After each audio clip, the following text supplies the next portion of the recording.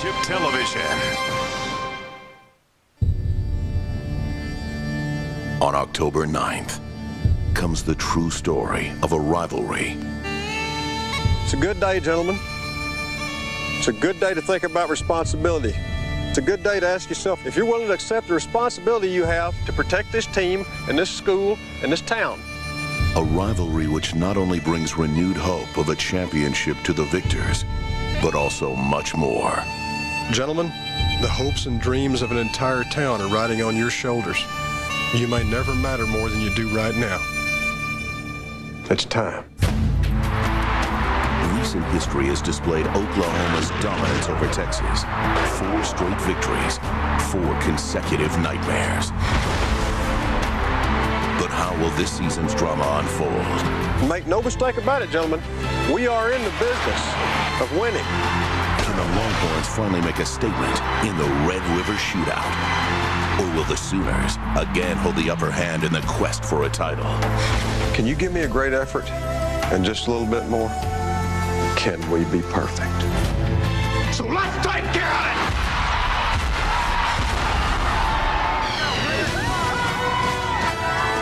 This is no movie, but it is made for TV. Here at the State Fair of Texas, the Sooner fans and the Longhorn fans are ready to go head-to-head for the 99th time here at the Cotton Bowl.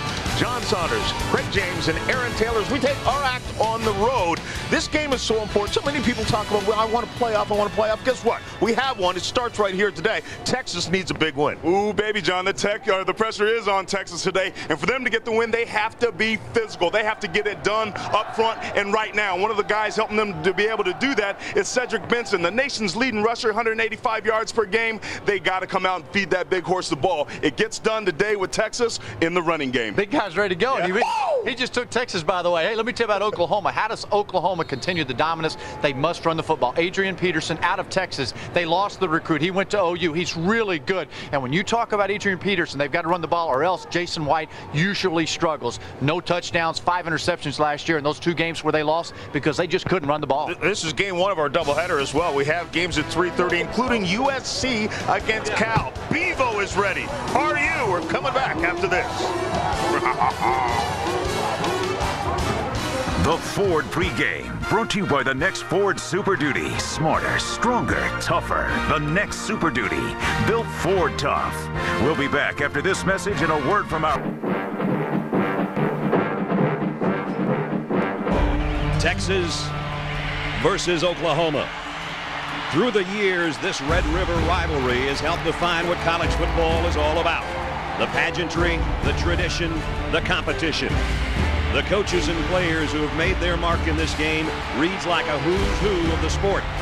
Men whose performances on the field have made them legends for generations to come. Today, a new generation of men look to make their own mark between the hashes of the Cotton Bowl. The stage is set, the lines drawn. 2 top 5 teams collide. Conference and national title implications abound. For those who answer the call to greatness, a place in history surely awaits.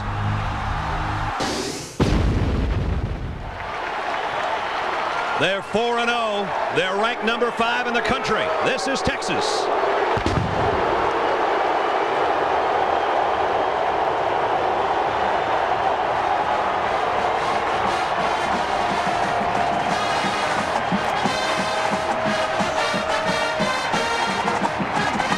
They are the visiting team as we welcome you to the BCS Spotlight game presented by ADT from the Cotton Bowl in Dallas.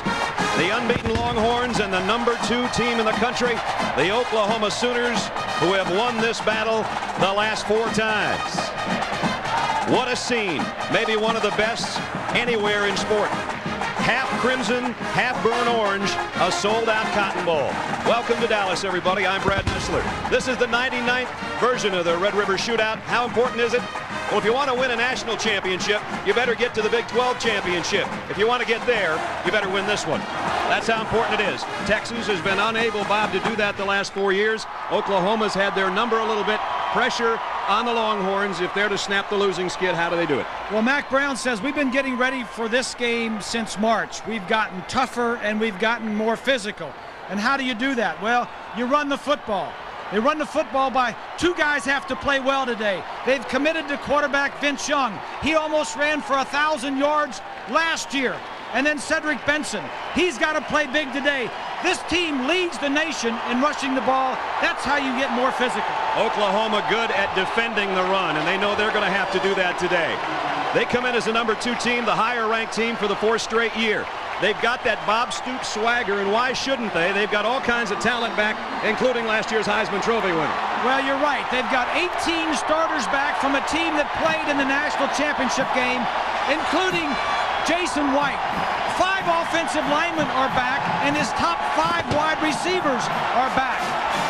This may be their last best chance at a national championship because 16 seniors graduate, so this may be not only a best chance to beat Texas, but they may have something bigger in mind down the road. They talk in terms of national championships. They know they've got to go through Texas to get there. Swanee will talk about the Oklahoma backfield when we come back. Massive humanity taking his life in his own hands. The 3rd member of our team, Lynn Swann. Swanee. Thank you, Brad. The big question at the start of this ball game is who will start at running back for Oklahoma. It could be Kewan Jones or it could be Adrian Peterson. And why not Peterson? Because Peterson has been nothing short of spectacular. He even garnered the cover of Sports Illustrated this week. And he's big, he's strong, he's fast, elusive, but the one skill set he doesn't have is experience, and that's where Kewan Jones comes in. He's played in this big ball game, he understands the pressure, and he can pick up the blitz. I talked to the offensive coordinator, the running backs coach, and Bob Stoops. They say Kewan Jones will start for them, but look for Adrian Peterson to come to this ball game earlier. And maybe by the end of the ball game, we'll find out if Adrian is better than Cedric. Brad? All right, Swanee. We've had a little bit of light rain this morning. Temperature in the mid-60s. We could have more rain before it's over. But right now, it's a fast track. And it's the 27th time in the 99-year history of this game that both teams are undefeated. Texas won the toss and deferred. They'll kick to Oklahoma. And it's Mark Bradley, 5 yards deep. He'll bring it for the Sooners. Only got to about the 16-yard line. That's confidence when you take that ball 5 yards in and run it out. So that's where the Oklahoma offense will go to work. Led by their Heisman Trophy quarterback of a year ago, Jason White, who threw 40 touchdown passes last year. Only 10 interceptions. His worst 2 games were the last 2 of the season, the Big 12 title game and the BCS title game. There's his numbers, and they're fairly comparable to last year. Yeah, but not throwing as much because they don't have to throw as much. More balance with the running game. As Lynn said, Kewan Jones in the backfield with Runnels the fullback, and he'll get the call on 1st down. And he's got an opening. And Kewan wants to keep his job and stay out there. And he picks up 8 yards on the first carry of the ball game behind these big eaters up front. Sims, Shashawn, Carter Joseph, and Jamal Brown, maybe the best right tackle in football. Kewan starts. Runnels his lead man. Moses is the tight end. The wide receivers, as Bob said, they can all kill you. Clayton, one of the best in college football. Wilson, Peoples, and Brandon Jones. The guy you didn't see there was Mark Bradley. He's another wide receiver that comes in. They've got 5 guys that can play. They'll work from the shotgun on 2nd and short, and they come up throwing, and it got a 1st down, and they've got to Travis Wilson, and he broke a tackle, skated up the sideline, and got it to about the 33-yard line. So first down of the ball game against this Texas defense. Up front, Robinson, Diddles, Rod Wright back from an injury, and Tim Crowder. The linebackers look like this: Hall, Harris, and one of the best in all of football in Derek Johnson. And the secondary is a good one: Griffin, Huff, Yeager, and Terrell Brown. 1st down, Oklahoma. The Sooners at their own 33-yard line. High backfield again with Kewan Jones, the tailback. Play action on a bootleg, and on the throw, and it's out to Runnels, the fullback, and he's going to be close to another 1st down. Yeah, this is something that Oklahoma did not have in their arsenal the last 2 years because Jason White couldn't get outside the pocket. The little bootleg means that his knees are much better. No braces on the knees this year. Of course, the left knee in 01, the right knee in 02, and as you can look, no braces anymore. Stronger than he's been in a long, long time. And obviously has the confidence of the season he had a year ago behind him for head coach Bob Stoops in his 6th year and looking for his 60th win in Norman. And in this case, he's looking for it in Dallas. 1st and 10, Oklahoma. That's Clayton in motion. Here's the stretch play to Kewan Jones. And he has met in the hole. Only about a yard gain. Roderick Wright in on the tackle. Let's get an update. Let's go to New York. Sam was posted. Big game in the Big Ten. An even bigger game here in the Big 12. 2nd down and 8. High snap. White throws it out to Clayton. He's got a blocker in front of him. Got across midfield and then got tattooed as he crossed midfield by Cedric Griffin. A pickup of 6. It'll bring up the first 3rd down of the ball game. Brad, the opening drive of any game is big, but I think in this game, because Oklahoma has dominated this game in the last 4 years, and they've scored early. Texas wants to stop them early, and I think that's the key drive, the opening drive of the game. So obviously the biggest 3rd down, the only 3rd down so far here in the first 3 minutes. 2 tight ends set for the Sooners. Play action. White wants to loft one out there and in and out of the hands and intercepted. Picked off. Texas gets the stop. Michael Huff coming the other way. And the Longhorns have the ball.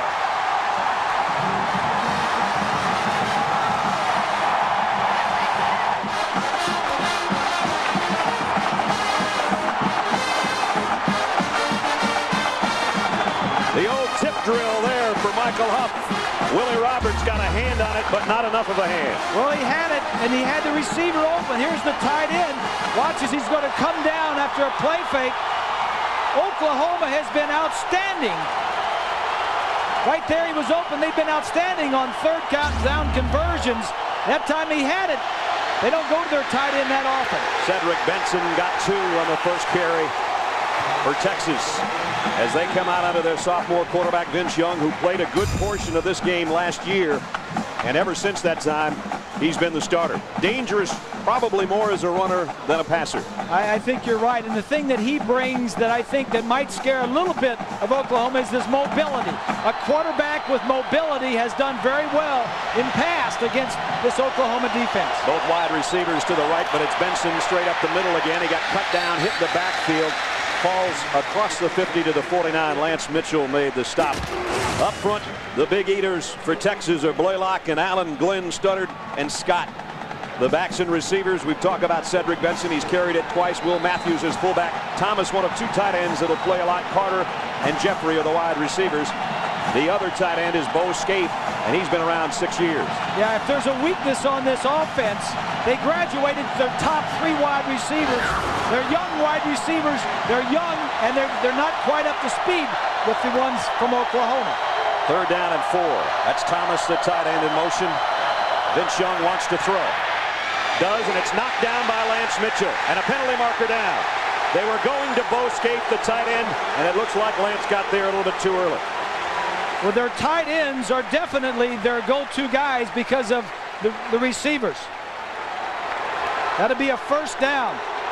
As you mentioned, both Thomas and Scaife are guys that they want to go to. Just had that back arm, I think, hooked around him a little bit. The left arm was good. It was the right arm that got in trouble. So the first down for Texas is at the Oklahoma 45, courtesy of a penalty. They split the tight end out to the top of your screen, both wideouts to the near side, and it's Young out of his shotgun on the give. He'll keep it this time. Faked it to Benson, and now here he is in the open field. And that's what Bob was talking about, the mobility of Vince Young. He rips off a 14-yard gallop and out of bounds. Benson, he faked it to Benson, and Benson just got hammered. I don't know if you're going to see Benson, and the linebacker hits him. Bang, right there. They go back to the Benson go back and said, well, that was a good run. And Benson goes, yeah, you should have seen what I did for you. Down to the 31. Texas has something going after the Michael Huff interception. 1st down from the gun. This time Benson does get the call, and he's stopped for no gain. Oklahoma defensively, they are 6th in the country against the rush. Up front, Jackson and Cody, 2 of the better defensive ends. They're not as strong in the middle with Magruder and Pendleton as they have been in past seasons. Alexander and Ingram. Mitchell is back from the knee injury. He's the leader in the middle. Antonio Perkins, Dante Nicholson, Brodney Poole, and Eric Massey is a very excellent secondary. Yeah, the offense, there's defensive coordinator Venables. The offense for Oklahoma is good. The special teams are as good as ever. The defense is not quite as good as it has been in years past. Young, play fake, wants to throw behind his intended receiver, the tight end, and he paid the price. Scaife took a shot from Brodney Poole. Yeah. And they're already hitting out there, Grease. Yeah, well, that's always the case in this game. And that's why Mack Brown told us, he says, we wanted to be more physical. But the thing he also told us, he says, you know, this is a blue-collar offense. We're going to run a lot.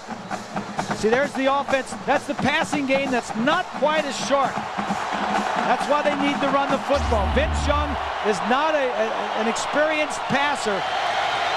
He throws the ball down the field better than he does those short ones. And we're going to have a timeout. We'll take one as well. 9 minutes, 53 seconds as Oklahoma takes a timeout here in the first quarter. Texas got an interception, the first big play of the ball game, and we'll see if they can capitalize on third down when we come back. Get into the game now with Enhanced TV at ESPN.com and interact for your chance to win a premium SUV. Texas, after the interception, has a 3rd and 10. Bob, you wonder if they'll play it conservatively here and maybe a quarterback draw, or will they try to pick it up? It's a blue collar, and they're not going to do what you want them to do. This is not their strength, picking up 3rd and longs. There's the quarterback keeper, and he slips and goes down. He actually lost yardage, and that probably took him out of field goal range. Dante Nicholson with a tackle from the secondary. I think if they would have picked up like 4 or 5 yards, Mack Brown may have gone for it on 4th and 5. I think now they may just punt it away. It was going to be a quarterback draw, and then he saw the block from Benson and tried to get around, and Nicholson will have none of it. It was a quarterback draw sweep, and now they're just going to punt it and try to get Oklahoma backed up in their own territory. Richmond McGee is the punter. That guy is dangerous. Antonio Perkins already has 8 punt returns for touchdowns in his career. You know they don't want him to touch it. And McGee will try to get this thing away from him. High kick. Perkins gets out of the way, but it bounces inside the 5. Great kick, great coverage. Did he get a good bounce on that one? He sure did. I thought he had kicked it too far. It hit on the 2-yard line with a little backspin. So now Oklahoma deep in its own territory at the 4 in an important game. How important, we asked Bob Stoops, is this game? This is another game and a stepping stone to achieving a championship. Beating Texas isn't is a part of our season. That's it. It's a part and a step towards a championship, and that's what we're after. And Big 12 championships and national championships, and so each year it's a building block and a step towards that. And I think sometimes that's what separates Bob Stoops from some other coaches. Adrian Peterson, the freshman, in the clear, across the 20, down the sideline, trying to break a tackle. He's all the way to the 48-yard line. Michael Huff saved a touchdown, and there's the guy they call AD, because he can run all day. 44 yards the first time he touches it. I guess he's not overwhelmed by the Cotton Bowl. I guess not. The top of your screen.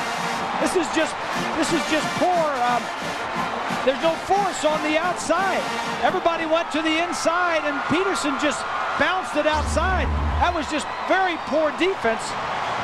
Harris, the middle linebacker, got caught inside on the bounce out. That ties the longest run allowed by Texas so far this year. First down, now great field position, end around now coming. Mark Clayton trying to find some room to run, and Texas waiting for him. He lost a yard. Brian Robinson kept his ground, and he helped force that play. I'm going to go back to what Bob Stoops was talking about in that little sound clip that we just played.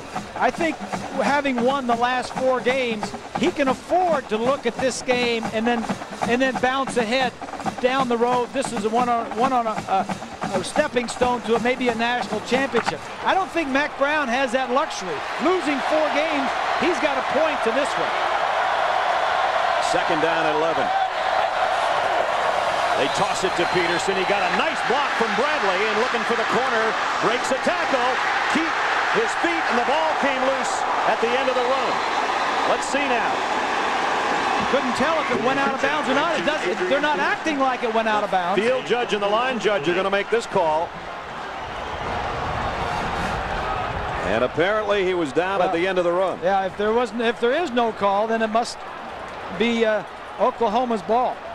They talk a lot about the talent of the wide receivers of Oklahoma, and they are talented as receivers, but one thing they do as good as anybody in the country, they will hit you. Watch the block from number 1 on the toss as Peterson comes this way. Good point. Not only that, but Wilson gets in the way there. Tough to bring down. Looked like his knee was already down inside before he fumbled. That's what they call, I think. Yeah, it's down He's there. down. But he is not easy to bring down. Peterson 6'2" and 210. Here he comes again. There he goes again. First down and more. Knocked out of bounds and a flag for a late hit, I think, as he got to the 33-yard line. Picked up 10 yards on 3rd and short, and they'll probably pick up 15 more. It wasn't the biggest hit as they got to the sideline. This is the previous play. He was down. Both his knees were down before. That's the previous play. His knee was down on the previous play. Here's the call. Offense. So it's a holding call, not a late hit. And that'll make it 3rd down again. Back out at the 48-yard line. A lot of the damage that Oklahoma is doing in the running game has been outside the tackles. And the offensive line doing a nice job, and Peterson bounced out a couple of times and did a very nice job of gaining yard. Texas has got to shore up their outside support. So instead of first down at the 33, it's 3rd down and 6 back at the 48. Now let's see if White will throw here. They bring the tight end in motion. Has time, throws high and incomplete. Flag flies in from the secondary. Way back about 15 yards away from the play.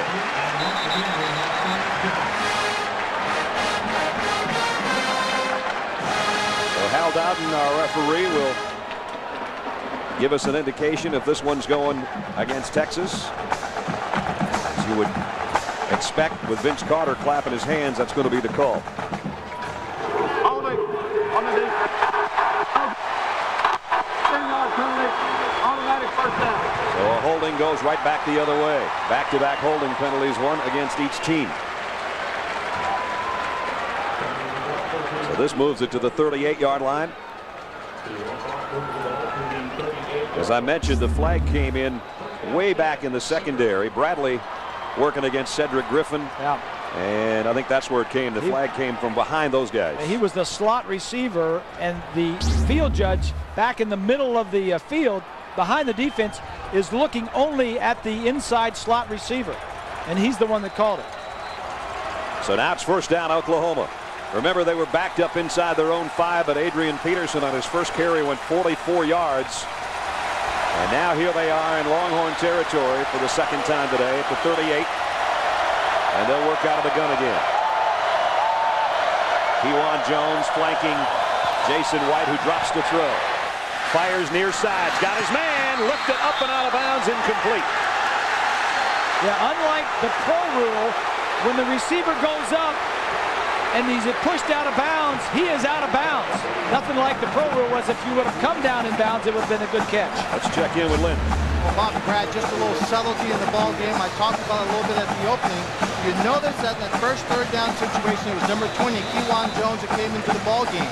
As well as Adrian Peterson has been playing, in passing situations, he is not as comfortable with pass protection. So when they're in the shotgun, 20 is going to be back on the quarterback side. He's there right now. And that's where the quarterback wants him too. 2nd and 10. He'll give it to him this time. Inside handoff, and he's cartwheeled for a pickup of about 2. Derek Johnson, the linebacker, with a hit. See the respect that the Texas defense has for Kewan Jones. Oklahoma's running game last year, they didn't have a 2-headed weapon like Kewan Jones and Adrian Peterson. And that was part of their problem when it came down to nitty-gritty time at the end of the season. Yeah, they're running it a lot better, not throwing it as well, but the total offense is better. 3rd down and 8. Four wide receivers for White. Here comes a blitz. White steps up, took a hit. Almost intercepted again by Michael Huff. Had it in his hands and dropped it. And White took a big hit. Texas hasn't blitzed much this year, but they brought the heat that time, Bob. They did. It was a blitz, and we were expecting some of this. Oklahoma said we haven't seen much blitzing. Here's a linebacker watching straight inside. We haven't seen much blitzing out of Texas, but we know it's coming.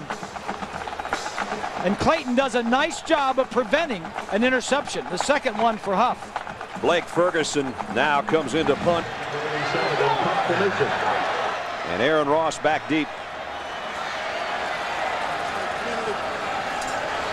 And he might take a penalty here. Now Try to back up 5 yards. But of course, Texas has the opportunity to say, you know what, we decline. Just do it where you're standing right now. You know what? I'd back him up with the history of Bob Stoops, knowing that he may do some gimmicks. Yep. I'd feel safe and just back him up. All right, our official's mic is not working properly, but they'll walk it off. It's a delay of game. They back it up, as Bob said they should, back to the 41-yard line. Now that takes away. I don't know if he was going to run a fake punt on 4th and 7, but he's certainly not going to on 4th and 13. Especially after you took a delay of game, yeah, right? Exactly.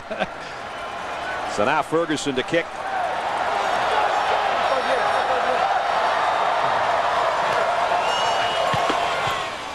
High spiral.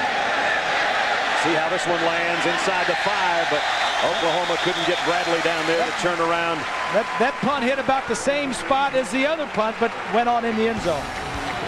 Sooner fans all decked out in the upside-down horns. We're scoreless here in Dallas. For Broadband, proud sponsor of 1st and 10. And from the 20-yard line, Texas will have it 1st and 10 as that punt went in the end zone. Longhorns get the football back. Barry Switzer, come on, Coach, I know it's early, but nothing to yawn about.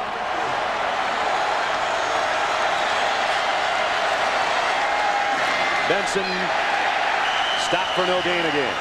So much like past seasons, at least so far, Cedric Benson has not been able to cut anything loose. He's got 4 carries and only 6 yards, and he has struggled against Oklahoma in the past. And Magruder, one of those 2 inside defensive tackles that you said had to play well today, got around his man and got in there and made the play.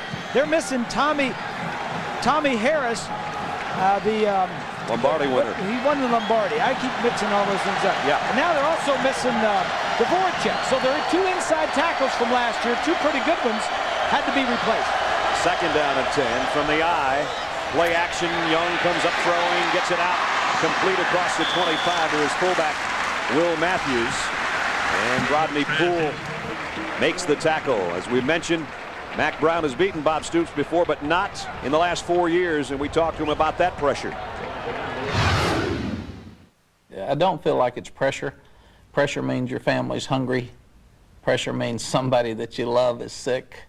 But this is about pride, and I haven't felt really good about myself walking off this field for the last couple of years. And Mack has taken all the pressure on his shoulders again this week, saying it's my fault. I haven't coached as well as Bob Stoops has. Here's Benson, 1st down, and then some, out to the 40-yard line. So he finally breaks one off, a 13-yard run. That's his best carry of the day. 3rd and medium. You're going to see Texas not putting the ball up. Here it is right here. He's just going to get the ball and run to the left side. They don't want to throw when you want them to throw. Watch this. Right through that opening. Nice job of blocking the left side of the offensive line. 1st down out at the 40. Cedric Benson again. Straight ahead, got 4, almost 5. We mentioned his games against Oklahoma has been his biggest struggles. He's only averaged 2.2 yards a carry in his previous matchups with the Sooners. So that was his longest run ever, the 13-yarder a couple of plays ago. And if he were up here, he'd probably say there was a lot of running backs that struggled going against the Oklahoma defense. We're under 4.5 minutes. A sold-out Cotton Bowl. Brad Nessler, Bob Greasy, Lynn Swan, and our ABC crew. And the 99th version of the Red River Shootout. No score. 3rd down, a 2nd down and 5. Young now out to the 48. He'll be about 2 yards short. So another big 3rd down coming up. Rufus Alexander, the outside linebacker, made the stop. Young is 6'5", 225, and he can really run when he gets in the open field. He can run. He's got a little bit of a quirky throwing motion. He drops it down and throws either 3/4 or sidearms. And it's surprising as much as he runs that in this conference anyway, he's only the 3rd most rushing quarterback. And Bob mentioned earlier, but Reggie McNeil of A&M and Brad Smith of Missouri are the 2 quarterbacks that gave this Oklahoma defense fits in the past couple seasons. This is a first down run again. Cedric Benson, and now Longhorn fans are coming to life. The right side of that offensive line, Allen, Blaylock, Thomas, the tight end, do a nice job of just walling everybody off and allowing Benson to find a hole. Second run for a first down on this drive for Benson. And he's got it down to the 46 of the Sooners.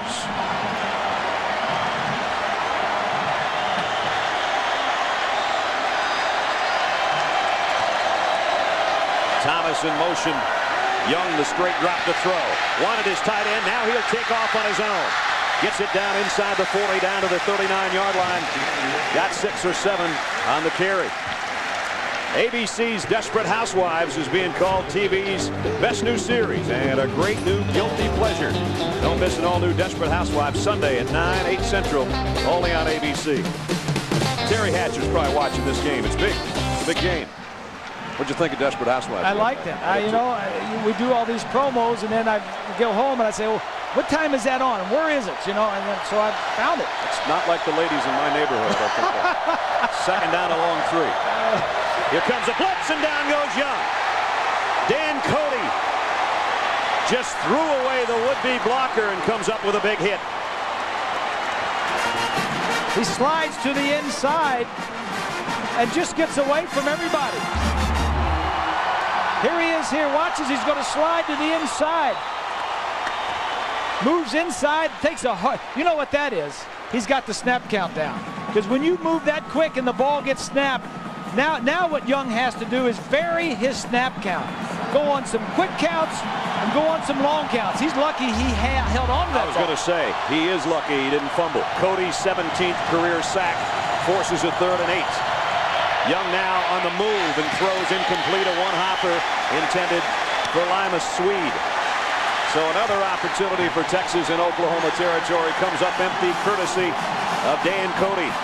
Now this is one thing that you're not going to have against this Oklahoma defense is a lot of time on 3rd down because they will come after you. Antonio Perkins, there's the numbers I mentioned earlier. 8 career punt returns for touchdown, 3 of those in one game last year against UCLA. I'd be surprised if he gets the return one in this game. This ball's got to be going left or right out of bounds. Richmond McGee knows that. The punter, he kicks it a mile in the air, but it might be returnable. Nope, it's got to take the fair catch at the last second because Texas did a nice job getting down there. Only a 29-yard punt, but they kept him from returning it. A minute 36 remaining, first quarter. We're scoreless in the Cotton Bowl. Scoreless in Dallas with a minute 36 to go in the first quarter. And you can interact on Enhanced TV right now at ESPN.com. Out come the Sooners. Not great field position with which to work. There's a guy that can get them some good field position in a hurry if they get it in his hands. Mark Clayton, who last year caught 83 passes for over 1,400 yards and 15 touchdowns. He's a big timer. Play action. Here's a throw, completes, and it's to Reynolds, the fullback. He's a good receiver, and he's got it across the 20 out to about the 22-yard line. An excellent receiver, Brad. That's his 23rd, 24th career catch, and he's got 4 touchdowns. This is a kid that can block and can receive. You know, that's the kind of fullbacks that the NFL is looking for right there. Especially when they're almost 250. He stays in there as the front man for Adrian Peterson. On second down and a long 2. Here's the toss. Peterson tucks that ball away and sees a lot of white jerseys coming. Nice job by Aaron Harris, the middle linebacker. A loss of 5. Let's take a look at our Pontiac high performance drive summary. So far in the ball game, Oklahoma had to start at their own 16. They were intercepted, and they had to start after a great punt at their own 4 and had to punt. And now they had to start this one at their own 15, and they've come up with a 3rd down and long 7. I think that's key right there. All 3 Oklahoma possessions have started inside their 15, 16-yard line. Kewan Jones, as Swanee said would happen in shotgun, comes back in to flank Jason White. 3rd down and long. Blitz coming. Pass is in and out of the hands of Mark Clayton, incomplete. Nice job defensively by Michael Huff again. Number 7's been around the football today, including an interception and another near interception. Well, this Texas defense is doing well. They came into the game with only 3 sacks in the 4 games they played this year, but that's because they haven't been blitzing. Yep. They're getting after it today. Oklahoma came in as the best 3rd down team in the Big 12, and they're 0 for 3 in 3rd down conversions today. Blake Ferguson might feel a little pressure here from the Longhorns. They should get great field position. Let's see if they try to come after the punter. And they got close. He got it out of there, though, and Harris has to let it bounce, but it's still going to be great field position again as the Longhorns are winning the battle of field position. Penalty marker back at the line of scrimmage on the far side.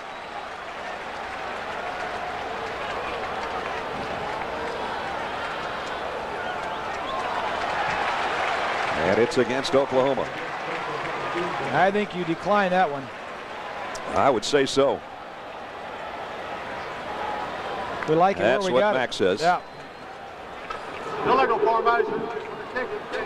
Penalty is declined. 1st down into the 1st quarter. That 1st down will indeed start the 2nd quarter.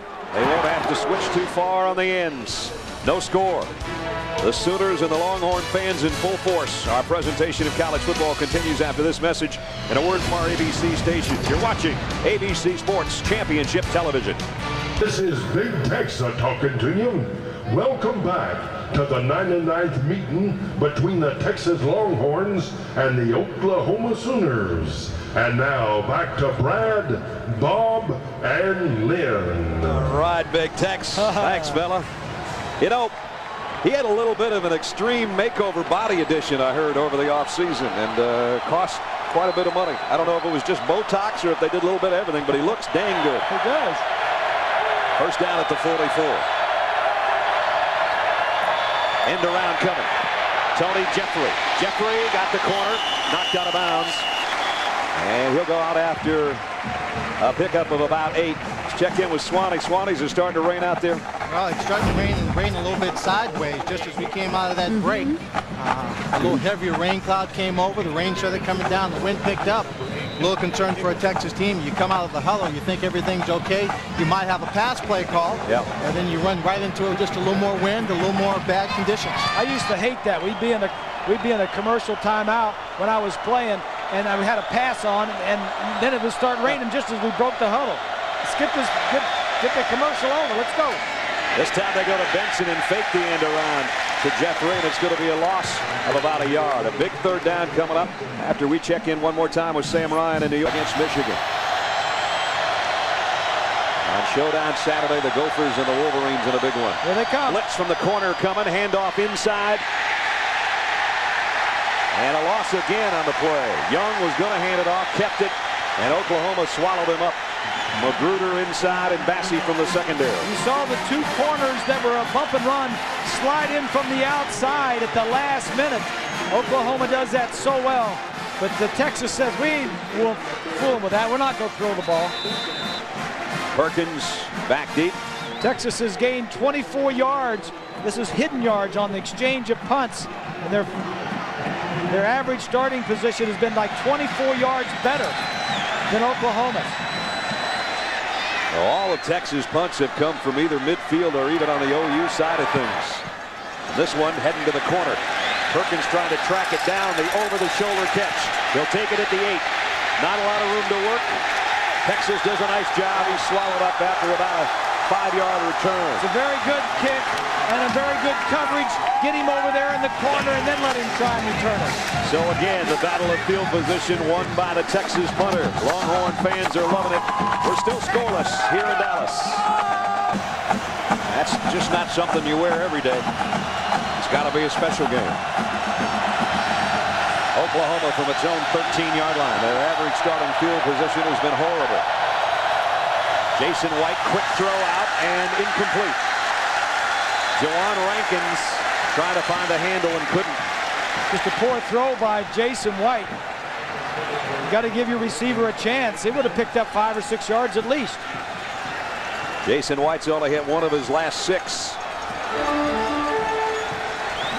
And he's normally a very good with his accuracy, coming in over 70% this year. 9 touchdowns, only 1 interception.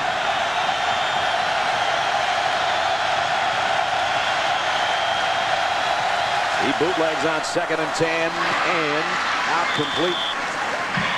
Close to the 20-yard line is Mark Clayton, but they won't let Clayton loose. Eric Hall does a nice job. Now Clayton comes up limping as he heads to the OU sideline. I like that little sprint out. It's something new. If we take a look at Clayton, he looks to be all right. But I like that, getting the quarterback, especially Jason White, where in the past he was a sit and duck. Right. But now they can get him outside the pocket, causes more problems for the defensive coordinator. Most of the total yardage came on the one run by Adrian Peterson. Only 39 passing for the Heisman Trophy winner. And you know that Derek Johnson and company are going to be hunting Sooners on this one. 3rd down and 4. White flushed from the pocket. Whoa, and knocked away from behind. Texas has it.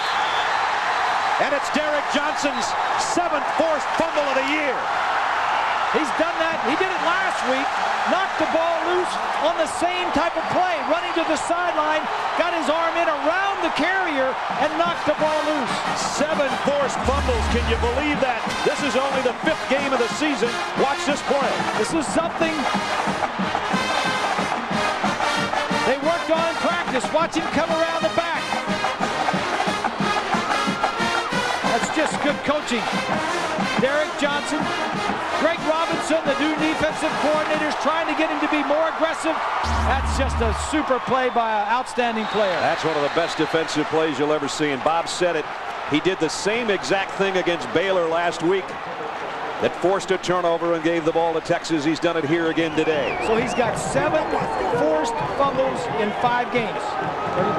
4.5 games. His older brother, Dwight's about 6 years older, played at Baylor and then with the Philadelphia Eagles.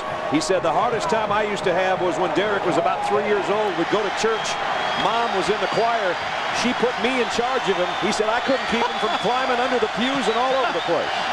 He wasn't going to sit still. He's been all over the place today, too. Here's a toss to Cedric Benson. Nice job defensively. Rodney Poole made the stop. A flag at the end of the play.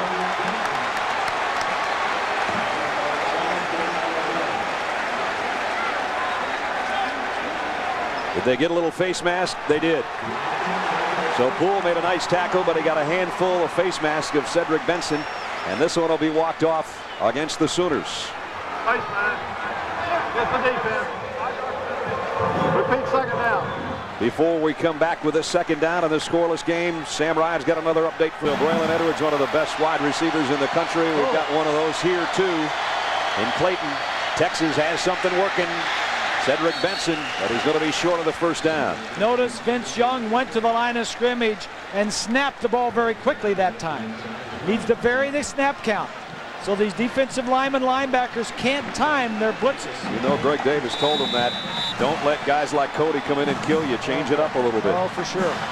Here's a big 3rd down and a long yard. 11 and a half to go. 2nd quarter, no score. Look at all these guys up here. Everybody stuffed up close. Benson, I think he got it. Didn't need much. Well, I don't know, maybe the spot's not going to be too great. As you watch the linesman trot in, I might have jumped the gun there. It may not make any difference for Mack Brown because he may go for it on 4th down anyway. I think they got to bring the chains out to look at this one.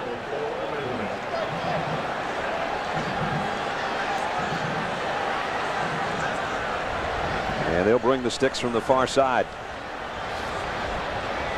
We'll erase our broadband 1st and 10 and let those 2 orange markers that are thousands of years old tell us the story. Just the hook on the chain short. Now he's got to make a decision. Yep. So he told us a couple days ago that we'll go for it a lot on 4th downs. They have 3 out of 5 on 4th down this year, but none in a game this big. 4th down and about 4 inches. Their field goal kicker has missed his last three field goals, so may make a difference in that. Yeah, well, you got a 6'5" quarterback. I think to jump over the pile is probably the right call, and Vince Young's got the 1st down. So the quarterback keeper, and he keeps the drive alive with this plunge.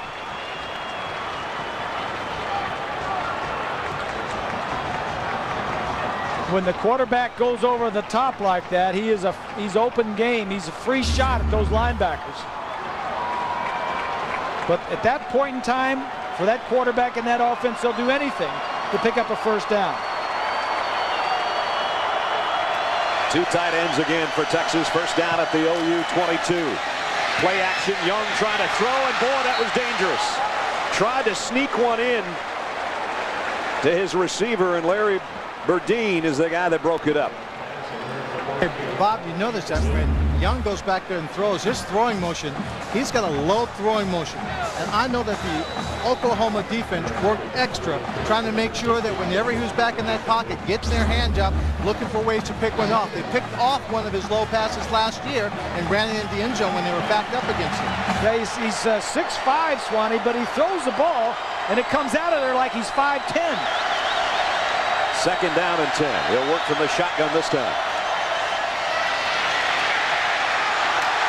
And he lost it. Oklahoma's got it.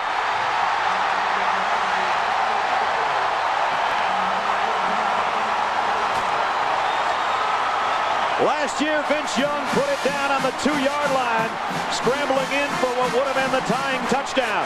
And he knows that lightning just struck again, this time at the 14-yard line. Well, he's a quarterback, maybe half quarterback, half running back, but no matter what you are, you've got to put the ball away. Putting a hat was Rufus Alexander right on the football. And Clint Ingram with the fumble recovery. That's the 8th takeaway for the Oklahoma defense this year. And it's the 17th they forced against this Texas team in the last 5 years. Peterson stacked up, maybe got a yard. Roderick Wright, who didn't play last week, nursing an injury. He's back, and he's a big part of their defensive line. I mean, about 305 big. And he wanted to play in this ball game. Brad, if you ask me my impression of the first 5 or 6 series of this ball game, I would tell you turnovers and forced turnovers. Especially Texas has forced 2. Oklahoma just got their first one. But the other thing is Oklahoma's had terrible field position. Right. Jason White to throw, fires, and what a throw it was out to the 30-yard line to Will Peoples. And he took a big hit, but he held on. So this is the dimension that Oklahoma has that Texas does not have. They don't have a quarterback that can throw like Jason White, and they've got all these wide receivers in the slot there, just going to break to the outside. The outside receiver clearing it out. But this is what Oklahoma can do that Texas can't do. And with Aaron Ross coming over from that other corner to help out Michael Huff, it took a heck of a grab by Peoples to hold on. He really got whacked by both of them. First down, though, at the 31-yard line for the Sooners. White loading it, going deep down the near sideline. And it's caught. Ball loose. Nope, incomplete. Brandon Jones had it, just didn't hold it.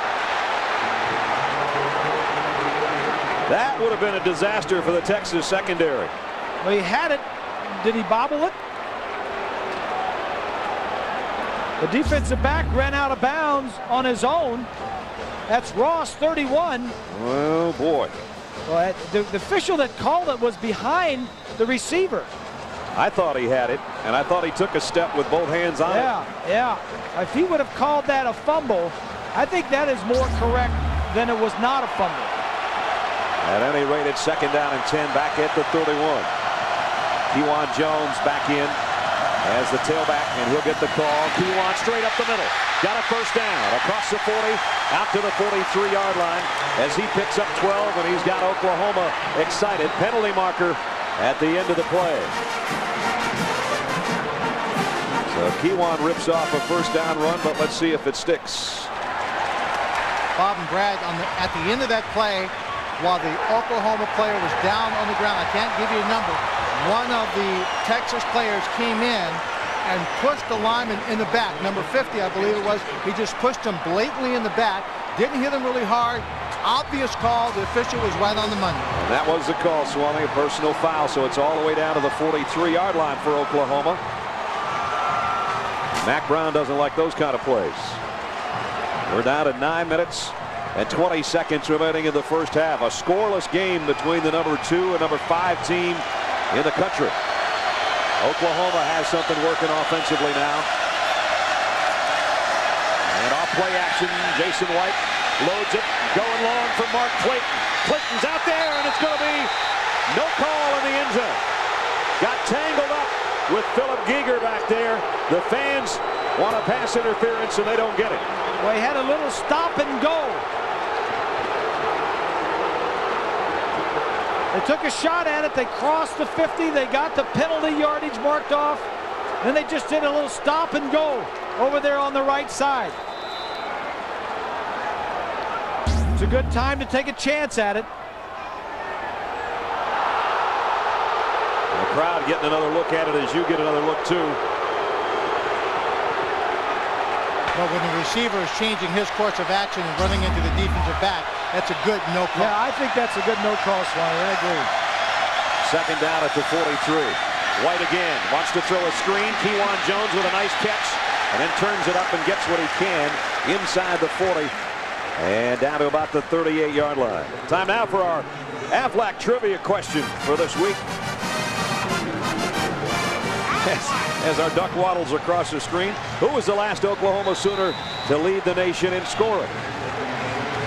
We'll give you the answer a little bit later on. Brad Nessler, Bob Greasy, Lynn Swan, and our ABC crew at the 99th version of the Red River Shootout. No shootout so far. It's been a Texas hold'em. We're scoreless.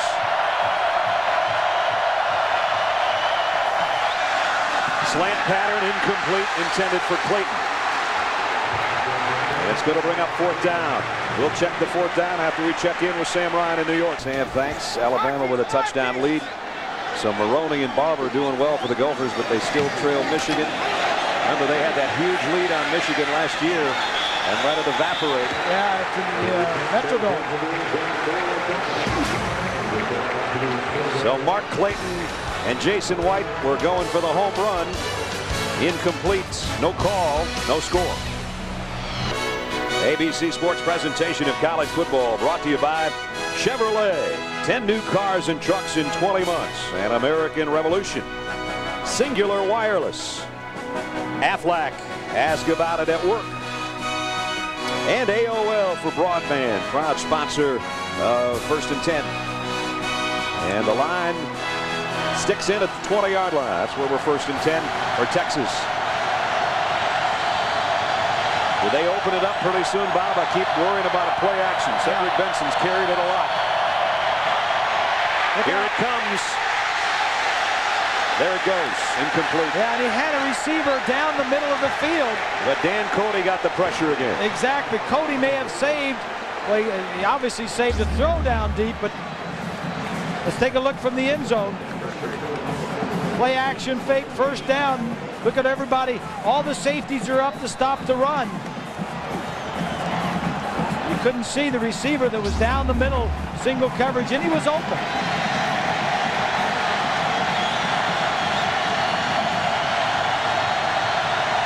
Second and 10 for the Longhorns. Benson, left side, got some running room that time. Got 5 or 6 before he's knocked down. Jonathan Jackson is there. A reminder at the conclusion of today's game, we'll select a Chevrolet player of the game. Chevrolet will make a $1,000 contribution to each university's general scholarship fund.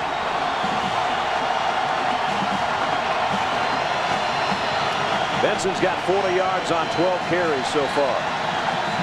And timeout taken by Texas. With 7 minutes and 33 seconds remaining in the first half. Still no score. Tough game going on here at the Cotton Bowl.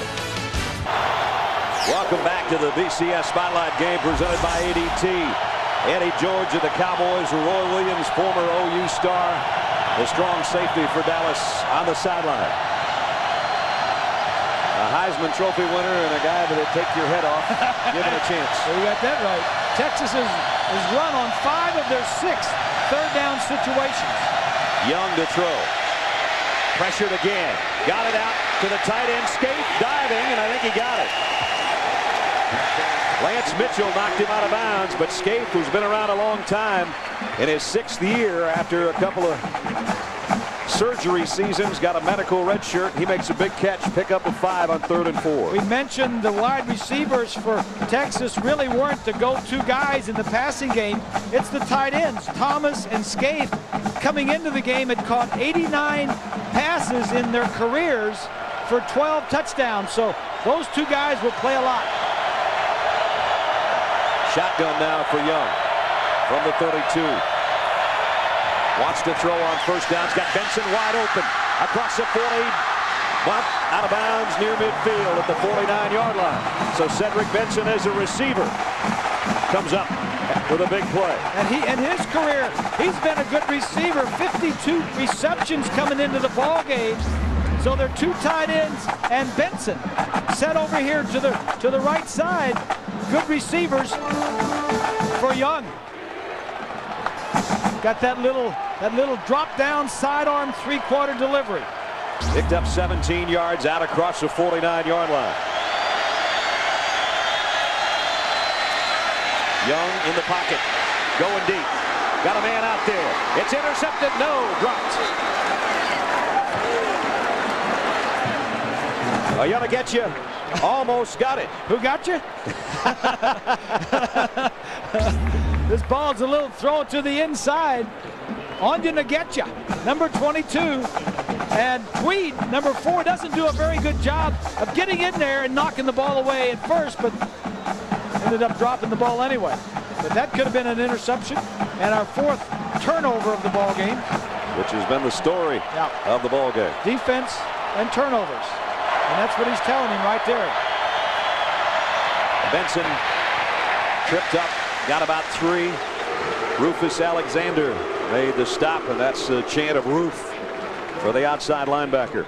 Speaking of our game summary, our Pacific Life game summary has been a turnover story. The tip pass intercepted by Michael Huff gave Texas a chance, and Derek Johnson with his 7th forced fumble of the year from behind, and then Vince Young inside the 15 put it on the ground, and Oklahoma got it back. Field position battle, turnover battle. Look at all the guys up. Young running from Cody again. Tried to throw a middle screen, and I think we're going to have an illegal receiver downfield probably, although it is the tight end, David Thomas, so maybe it's a holding in the middle of things. I think there was a bigger body downfield than Thomas. Yeah. And it was. Yeah. So you can throw that screen if you throw it behind the line of scrimmage, and that's what Vince is talking to him about. But the ball went past the line of scrimmage. You have to throw that screen behind if your offensive linemen go downfield. Bob and Brad 64, Casey Studdard was, I think, the guy they called it on. So the ball was coming. He was just kind of sidestepping away from it. Pretty light on his feet, though. So the penalty is going to be declined. And that brings up the punting situation again. So here's been a guy that's been kind of a weapon today, actually. 34-yard average doesn't tell the story. The 3 inside the 20 does. Yeah, he just needs not to slip up and kick one to this guy where he can get something done. McGee again trying to punt it away from Perkins. Perkins fair catch. taken at about the 12-yard line. So again, not good field position for Oklahoma, courtesy of the Longhorn punter. 6:22 remaining in the half. We're still scoreless. We asked you the Aflac trivia question earlier. Who was the last Oklahoma Sooner to lead the nation in scoring? Who wants to go first? I'm the guy who is at the tail end of this whole game so far, but I'm going to take a wild guess and say it was Steve Owens. All right, Bob? Well, I got to say, at one point in time, my good buddy Billy Vessels was the leader, but I think it was Owens too. I go with Greg Pruitt just to change it up. Get the answer for you after this. First down. From the 12. Here's a guy that looks like he's going to score a lot before his career's over. Peterson rips off about 15, and a flag flies in at the end of the play. So Peterson, who had a big 44-yard run the first time he touched it, rips off another first down, and I think they'll tack some more onto it. It's a face mask against Texas. So that takes bad field position and makes a good field position in a hurry. They'll walk it out to the 31, almost the 32-yard line. There's the question. Last Oklahoma Sooner to lead the nation in scoring, and the answer is... Whoops. Billy Sims led the nation in 1979. So we all whiffed, guys. It was a whiff. It's a defensive battle. You knew we were going to come up with zeros, the three of us. Now it's Kewan Jones. Roderick Wright made the stop on. There we said nothing changes from a week ago. So we will head to Iowa with the same numbers. 3-2-1. I think I was half right, though. I think when Billy played here, Billy Vessels in 52 scored all those touchdowns. He was probably leading at that time. Do I get a half for that or not? I don't know. Billy's looking on from a better place. We know he's got a good seat. Yes, sir. 2nd and 8. Two tight end set. They fake the toss one way, and Peterson gets it going left. Peterson in the open field, across midfield, and now runs over Michael Huff. Another big run by the big freshman, 26 yards.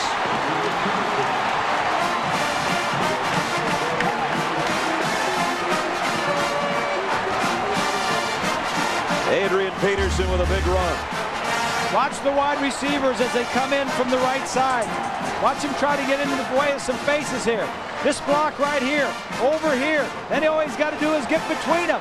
This kid was in high school this time last year. He is big, strong, and fast, and he got the respect of the veterans really early this summer when he showed up. Freshman out of Palestine, Texas, and he's run about halfway home with 95 yards. Jones hit after a yard gain. That's about it. Frank Ocam, another freshman from right here in Dallas, a big fella, makes the hit.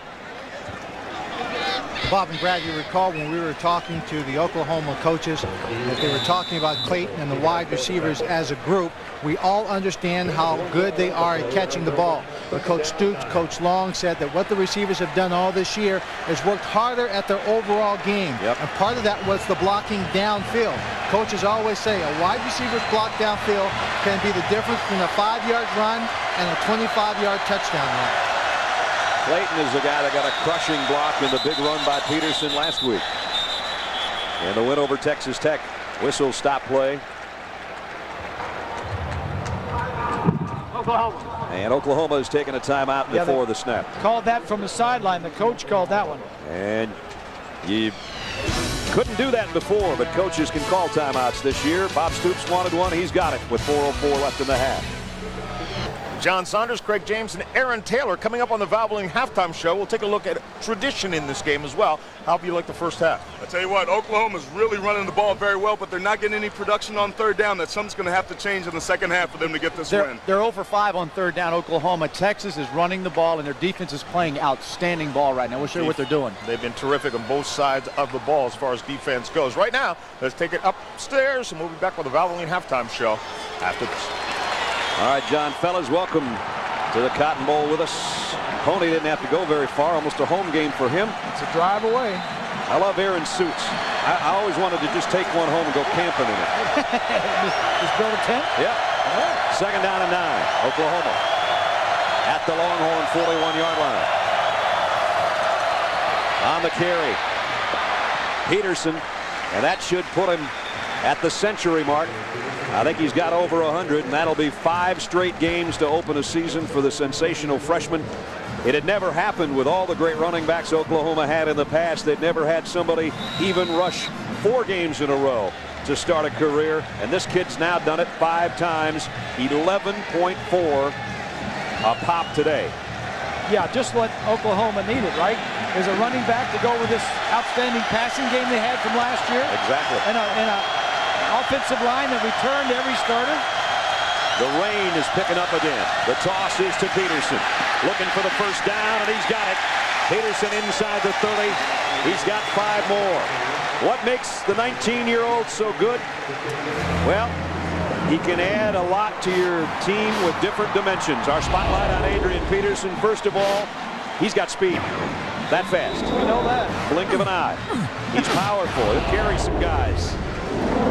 And for how young he is, he really sees the field, Bob. He's got it all, and like I said, he's got the respect. The young kid came in and earned the respect of the veteran players within a couple of weeks. He gets a breather here. Tashard Choice comes into the Oklahoma backfield, and now another timeout taken by the Sooners. As Jason White knows, they're getting down in that territory with under 3 minutes to go in the half when you don't want to waste an opportunity. So he's going to call timeout and bring it over to the sideline again. While he does that, let's check in again in New York. Here's some thank you. Here it's scoreless. Almost impossible to believe, other than you knew both teams had good defenses, but no score with under 3 minutes to go in the half. When you look at the series the last few years, the amount of points have been scored. Oklahoma scored 65 last year, got in the 60s a few years ago, and you know this game has always been a lot of offense. But I'm not saying I like the defense because I like offense. I mean, I can take half of this, and then let's get some points in the second half. All right. Peterson, 53, so half of his yards in this game have come on this drive alone. First time he touched it, remember, was near the goal line, and he went 44 yards. Longest run given up by Texas all year. He's done it with speed, power, and moves. He's over 100, and he's back in there as a tailback in the eye at the 29 at Texas. Here he is on the counter. Peterson trying to get to the corner. Nice tackle on the corner. Phil Giger, the safety, came up, hit him low, only a pickup of a yard. Well, Giger is a guy that will hit you. That secondary, the free safety. He's third on the team in tackles, but he'll come up and hit you and lay one on you. He had one of the better games despite the lopsided score last year. He had 9 tackles in the Oklahoma-Texas game. He's one of the captains, a senior out of Shreveport, Louisiana. Pickup of 1. Jason White runs up under center now on second down and 9. Fullback Runnels in motion. Peterson trying to cut back, broke a tackle, puts his head down and gets inside the 25, down to the 24 and down to Swanee. Well, Bob and Brad, I really like what Bob Stoops has done in the last 3 minutes of this first half. He's really taken charge of the game from the sideline, slowed it down a little bit, I think, for his offense, make them take the time to see what the defense is doing, be very, very sure about the handling of the ball in the rain. We're playing for the last 3 minutes to try and get something on the scoreboard, not to lose the field position, to go for a field goal, or better to get it into the end zone. Kewan Jones has come in for Adrian Peterson, so again he'll flank White in the shotgun, trips down to the right side, 4 wide receiver set. Here's White on a quick throw, flashes it out, broken tackle at the 20, and a first down inside the 15 for Travis Wilson. So they needed 5 and they got 8. There was a missed tackle out there by Ross. And that's what they're going to continue doing. If they know one guy is not a good tackler, they're going to continue doing this. That's Ross, 31. When you come up, you don't want to knock his block off. Just come up and get him down. Right. You're out there by yourself. Get him down. This drive started for Oklahoma at its own 12-yard line. And 6 minutes and a half later, they're in the 10th play of the drive. First down at the Longhorn 15. Play action. White wants to throw. Incomplete. Huff was covering out there. And the pass was wide. I don't care. I don't care if your knees are good.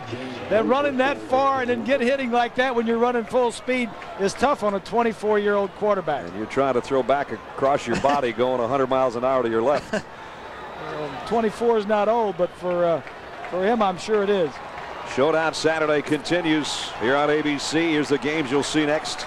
Cal against the top team in the country. Wisconsin, Ohio State in the Big Ten, Oklahoma State, Colorado, Big 12, and in the ACC, Georgia Tech, Maryland. Check your local listings for the game in your area. Peterson back in on 2nd down and 10. They toss it to him on the right side. He found a crease inside the 10, the 5, and he's down. 1st and goal, Oklahoma. Another 11-yard gain for Adrian Peterson. When he does that, when you fake the toss, when he fakes the toss this way, it holds these linebackers just enough so that when you go the other way, they're not in pursuit. It just holds them. Now he gets out here and he just makes something happen. Well over 100 yards in the first half. 1st and goal inside the 5. Peterson stays in. Will he get the handle again? Penalty markers down. I think they're going to call this too many guys in the huddle. You're right. Well, when you're down there and you think you can run it, this certainly changes the complexion of things. Substitution violation. It's the offense. 5-yard penalty. Still 1st down. You can't have more than 11 players in the huddle. And sometimes it happens not intentionally. You might have 12 or 13 because you don't know what personnel group you want in the ball game. So 2 guys left a little late, and the official called it against Oklahoma. See how much this changes how Oklahoma approaches this 1st and goal. Back at the 9-yard line. 2 tight ends set. One of them in motion right there. They'll toss it to Peterson anyway. Puts his head down. And it's knocked out of bounds at about the 8. Aaron Harris and Larry Dibbles made the stop. Peterson 9 carries on this 12-play drive right now. And you know, watching the film from last week and the win for Oklahoma over Texas Tech, Bob, I'm watching this kid, and he got down in a situation a little bit closer to the goal line than this, and he took it and he ran over a defensive back in the end zone, and I thought Herschel Walker over Bill Bates in 1980. Yeah, but how long do you stay with this kid? You got the Heisman Trophy winner back, the quarterback. You got your 5 top receivers and an offensive line back. When do you start throwing it? Let's see if it's here. White sees some open grass, but he'll only get to the 5. And I don't care how healthy your knees are when you got guys like Roderick Wright and Tim Crowder chasing you. He gets it. Well, the problem was everybody was covered. And now the clock becomes a big factor. And they'll stop it, but it's 4th down. So it looks like they're going to have to take 3. That's not what Bob Stoops wanted, you can bet. But again, that penalty for too many players in the huddle is what probably cost him a better chance for a touchdown. Well, the other thing is, that was a pass on 2nd down, and he wanted to throw it to score, or else at least be an incompletion where it would stop the clock. So they'd get another play before they might have to try a field goal. Trey DiCarlo is 3 out of 5 on the season. He'll try to break a scoreless tie here, and he'll do it with a 24-yard field goal attempts. Again, the officials stop play. 14 seconds all that remains in the half. And regardless of whether DiCarlo hits this field goal or not, both teams are going to head to the locker room and know that they've got 2 quarters left to straighten this thing out. This time last year, Oklahoma had such a huge lead that I think Texas' spirit was probably gone by the second half. That won't be the case today, no matter if this 24-yard field goal goes through or not.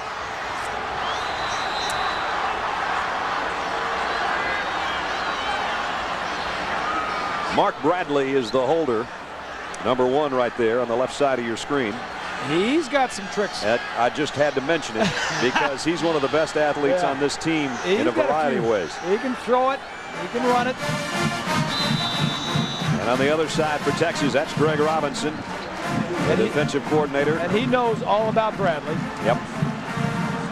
And the desire in the past of Oklahoma and Bob Stoops to run some trick plays at different times. Chicanery.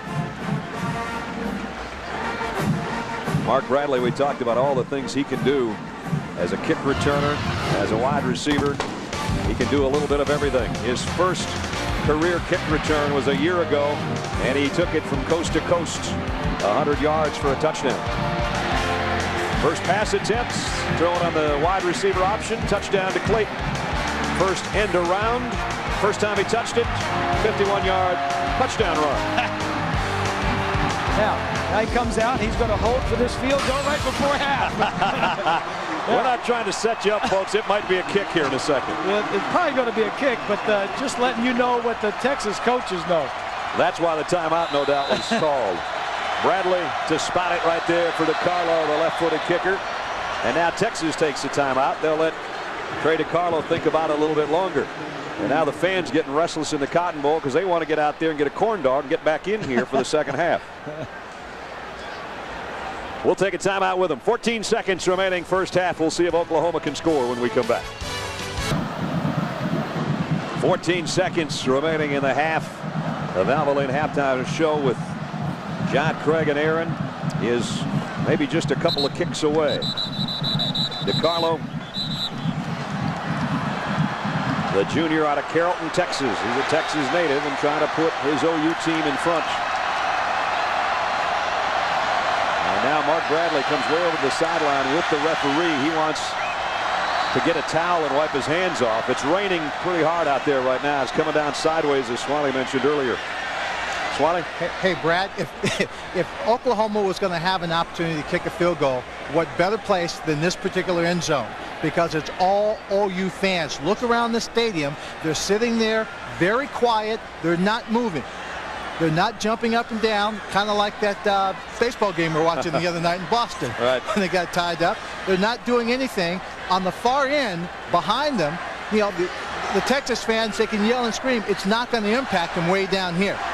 So if you're looking for the better end zone, they found it. And you see the Texas band is right behind the OU bench right now, fully clad in cowboy hats. And Al Dowden comes back out, the referee. They had to call upstairs to spot the ball in the proper location. 5-yard line, that's where we'll start. So the 5-yard line is where the snap will come. How did they forget where it was to begin with? They wanted a corn dog at halftime. I know we've had a few timeouts here and a few different things going on, but that's the officials supposed to do. That's their job. Now it's a 22-yard field goal attempt for Oklahoma. DiCarlo trying to snap the scoreless tie. Bradley to hold. Kick on the way, and it's good. So it took almost 2 complete quarters for somebody to draw first blood, and it goes to the Sooners 3-0. Kickoff coming up after a short break. 9 seconds remaining first half. In the rain in Dallas, Oklahoma leads Texas 3-0, capping the longest and most sustained drive of the day by either team. 15 plays, 83 yards, over 6 minutes, but disappointed, I'm sure, a little bit the Sooners are, in that they got 71 yards on that drive from Adrian Peterson, but couldn't get a touchdown at the end of it. High short kick. Fair catch is going to be called for and taken by one of the up men. And Texas will have, I don't think is going to be too desperate right here. I think they'll probably take a knee and head to the locker room and think about the fact that they'll get the football first to start the third quarter. Give it to Benson or Young. They got 2 guys that can go all the way. They give it to Benson, and he only goes to the 24-yard line. And that will be the end of the first half. So a tough defensive battle. And so far, the slight edge to the Sooners of Oklahoma, who are trying to win this war for the 5th time in a row. And Bob Stoops has the lead, and he's with Lynn Swan. Well, Coach, your defense is pitching a shutout, and that's always good. Your offense moving the ball down the field that last drive. Not great field position throughout the first half. If there's one little thing, I guess, maybe third down, trying to convert third down. Efficiencies have been a little off. We've had some big plays. We've been on the, right on the verge of making. Got to make them, and we got to keep the run game going. That's been really good to us, and pick it up in some of the passing game. We'll see you in the second half, Coach. All right, Coach Stoops with a lead. 3-0 though this time. It wasn't a blowout like it was this time a year ago. Well, the guys are waiting in the rain. John, Craig, and Aaron. Let's go to the halftime show, fellas. Brad. Game day. Wake up early in the morning. Hey, Preston! It's game day! Here's your wake-up call! From there, we get everything ready. Sooner's the grumpy one. It's always picking on Boomer. He's always biting him and nipping him, and he's not a nice pony. After that, we go and pick up our queen. Hey, is it just queen or queen shoot? Or is it queen or queen shoot? Now, is it 1, 2, 3 queen or queen shoot? 1, 2, 3, queen or queen! Then from there, we drive into the stadium. Hey, if you don't blow any calls, we'll let you know when we shoot, okay? I mean, you know, the shotguns are great, and everybody likes to hear them go boom, but the drivers, I mean, our responsibility is the mascot of the university. Yeah, okay, how hard it is to drive some ponies. We're out here every day having to shoot in unity all these guns. You know how hard it is? Did you like how I went around the punter and like in between the receivers and stuff? He didn't wreck it, so that's a plus. Hey, Justin, do you need any help with that? As animals do, they don't typically tend to use restroom facilities, and cleaning it up in front of 85,000 people is a very humbling experience. Just another day in the life of a roughneck. The Red River Shootout is about tradition. It's also about outstanding players and athletes. Case in point, Roy Williams, one of my all-time favorite football plays there when he reached over the line and swatted it away, causing the fumble. Now with the Dallas Cowboys. The first thing when you come to this game, the electricity that you feel inside of this building is absolutely tremendous. What was it like for you playing in this series? It's amazing. You can't beat it. I mean, if the viewers are at home here right now, they'll see the stadium splitting from 50 to 50. It's all crimson, and the other side is all brute orange, and nobody cares about brute orange. But I mean, it's crazy. It's hype, and everybody's excited about it. All right, Roy. Advantage or disadvantage? OU's used to being on a romp at halftime. Will they come out and be able to recover? Yeah, Stoops is going to get on them, man. They had a lot of turnovers. Peterson fumble and Jason White fumble and all that. We got to get that past us and go ahead and stop a mud hole in them. Right. Roy, real quick, what's the hardest thing about getting ready to play in a game this big? It's not hard. It's not hard at all. It can't be hard. It's OU Texas. He's from Notre Dame. He forgot how big games were, those guys. Nah, it's a big game. I brought Eddie George here today, Leroy Glover. So Eddie George said this is bigger than Ohio State, Michigan. And that's a big statement. I told him, he came here and he said it. By the way, we were going to have Ricky Williams here, but he backed out at the last minute. Just joking, Ricky. Stick around. The second half is coming up. Thanks a lot, Roy. Well, the spotlight so far has been on defense at the Cotton Bowl in Dallas. Oklahoma, a late field goal leads Texas as we're just about set for the third quarter, 3-0. Welcome back, everybody. Brad Nessler, Bob Greasy, Lynn Swan down on the sideline. Partner, it's been a battle of defenses, turnovers, field position, and two pretty good running backs, but it's a youngin' that's getting the better of the veteran. It's the freshman that's whooping up on. He came in, I think he was 8th or something in the nation in rushing. Benson was the leader in the nation, 187 yards, and he ain't getting it done. He got 43 at halftime. Right. And Peterson, meanwhile, had most of that 126 on the scoring drive, but Oklahoma comes down. They get down to the situation where it looks like they're going to get a shot, and they end up with a very costly penalty. Oklahoma has played pretty well offensively. They've been backed up inside their 20-yard line all 6 possessions. The thing that Texas has not done is take advantage of the 2 turnovers that they've gotten. They have not done anything with them. Texas has to come out in the second half and run a little bit better and hit some big plays down the field. They've tried a couple times the play action that we expected to see. The problem has been for Vince Young, inconsistency, inaccuracy, and guys like Dan Cody hitting him in the back. Yes, having time to throw it. So Texas will get the football first, though. DeCarlo's got it teed up. Phil Giger and Terrell Brown are back waiting for Texas. Strong kick, 6 yards in the end zone. Giger won't bring it out. Our Pacific Light game summary statistically in the first half. As you see, OU with the big edge more than twice as much on the ground, and Mack Brown told us if we don't outrush them, we're not in very good shape. Yeah, the third down possessions aren't good for either side. Defense, look at own 12-yard line. That's where Oklahoma is starting. The 2 turnovers and the 1 turnover for the 3 turnovers in the game. Nobody's capitalized on them. It's just been a defensive struggle. Young comes up to the line with his Longhorn offense at the 20-yard line.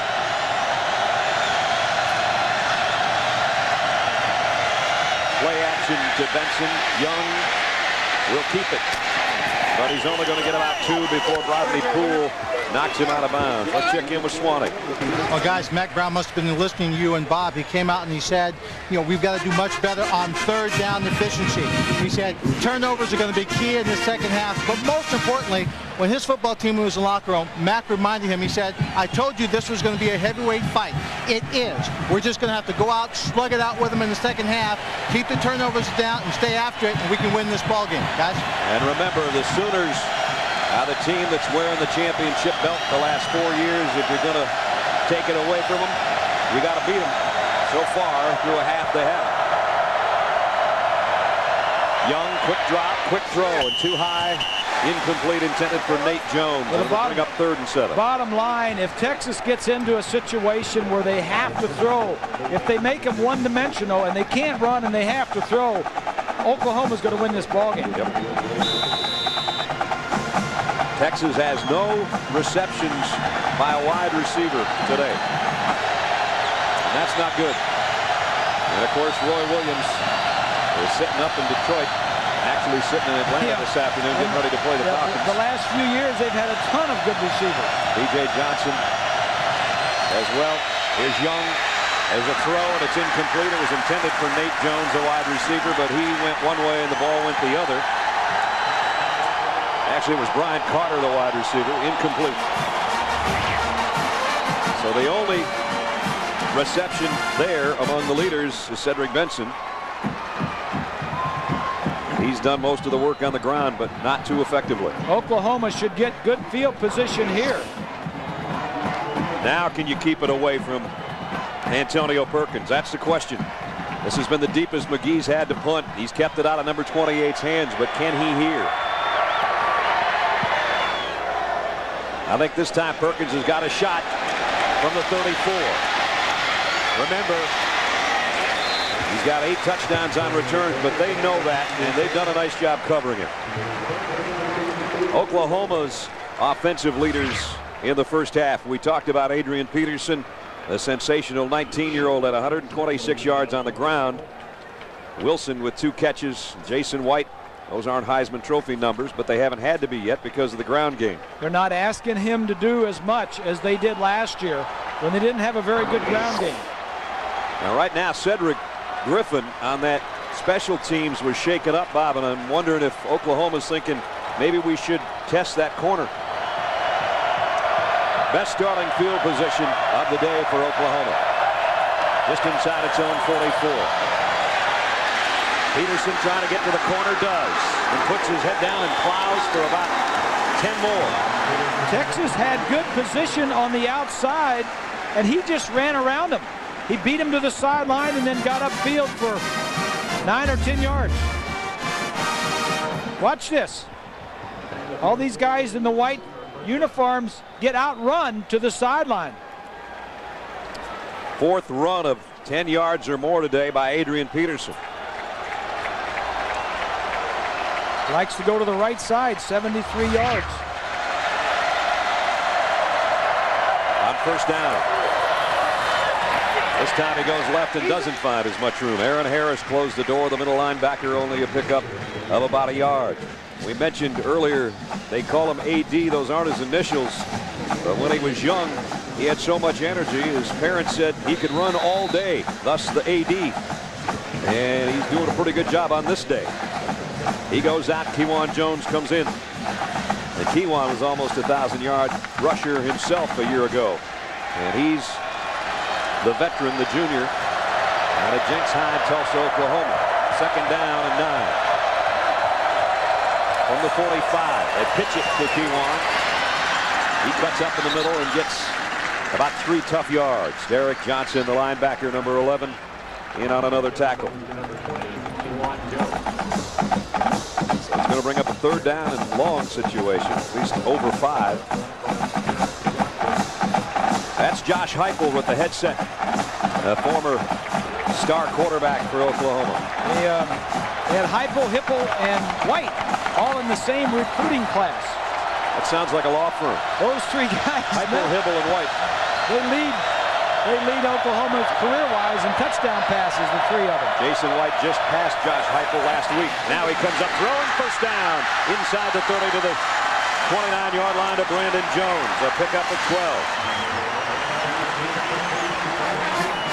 This is what Oklahoma was expecting to see from him. The linebackers blitzing, leaving in the secondary one-on-one coverage. He sees it. Look at this. You got all this room to throw to on the inside. That's just good preparation and good blocking up front. Peterson back in now at the tailback spot as they've got it first down. Inside the Longhorn 30, leading by 3. The counter to Peterson. Barges ahead for about 3. It'll bring up 2nd down and 7. Most touchdown passes. Jason White overtook Josh Heupel last week in the win over Texas Tech. This class was recruited in '99, so Heupel played first, and then Hippel took over for Heupel. And then White, this is his 6th year. You know, he had a couple of medical red shirts and all that other stuff, so he's the last guy to play. Runnels, fullbacks in motion, and now settles in the backfield. They toss it to Peterson. Peterson through a crease, inside the 15 and down inside the 10. What balance! 17 more yards. Boy, this kid's got it all. Well, he does, but he's got some help up front. It's just going to be a toss to the right side. Now, watch as he's going to stretch the thing. Runnels 38's going to get a block. Now look at this. Look what he sees. He sees this developing and that. And for a true freshman to see that and just get up inside. And again, he is hard to bring down. He just doesn't come down if you go at his ankles. 1st and goal, Oklahoma. Just inside the Texas 10. Peterson again. Down to the 6. Well, Bob and Brad, just to give you the Texas perspective on Adrian Peterson. When I asked Mac Brown when he was coming out into the field, I asked him, I said, Coach, did you talk to your defense any about tackling? Maybe missing some of those tackling. He just looked at me and said, Swanee, hey, that Adrian Peterson is just a darn good back. And we get our guys in position, and he is just running hard. And we're just going to have to gang up on him. Of course, remember, a heavy recruiting battle for number 28 between these 2 schools because he is a Texas native from about an hour and a half southeast of here. 2nd and goal.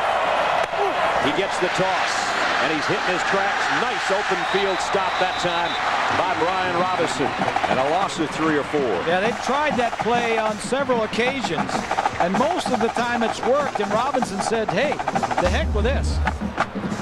39 over here on this side. Just watch as he's going to come across.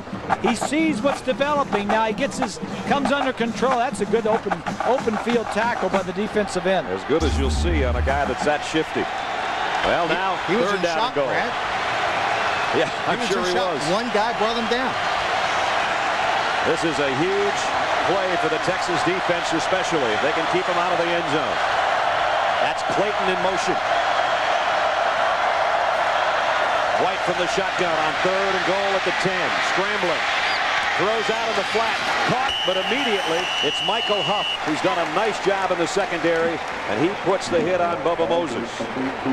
So that'll bring out the field goal unit. Texas did its job. They tightened up when they had to. This high-powered offense for Oklahoma can't get it in the end zone.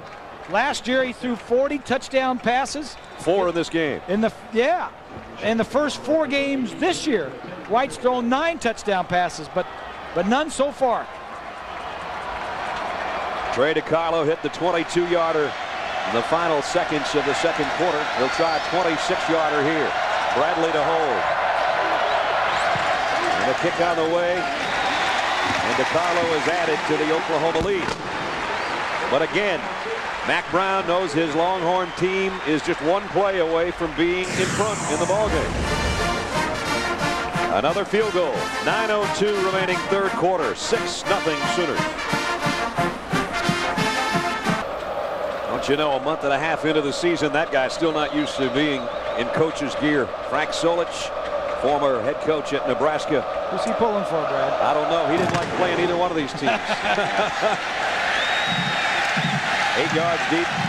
Giger won't bring it out. Texas will work from the 20 after we check in with what's going on in the biggest game for the Gophers in a long, long time. Beat them last year. They're going to possibly beat them again.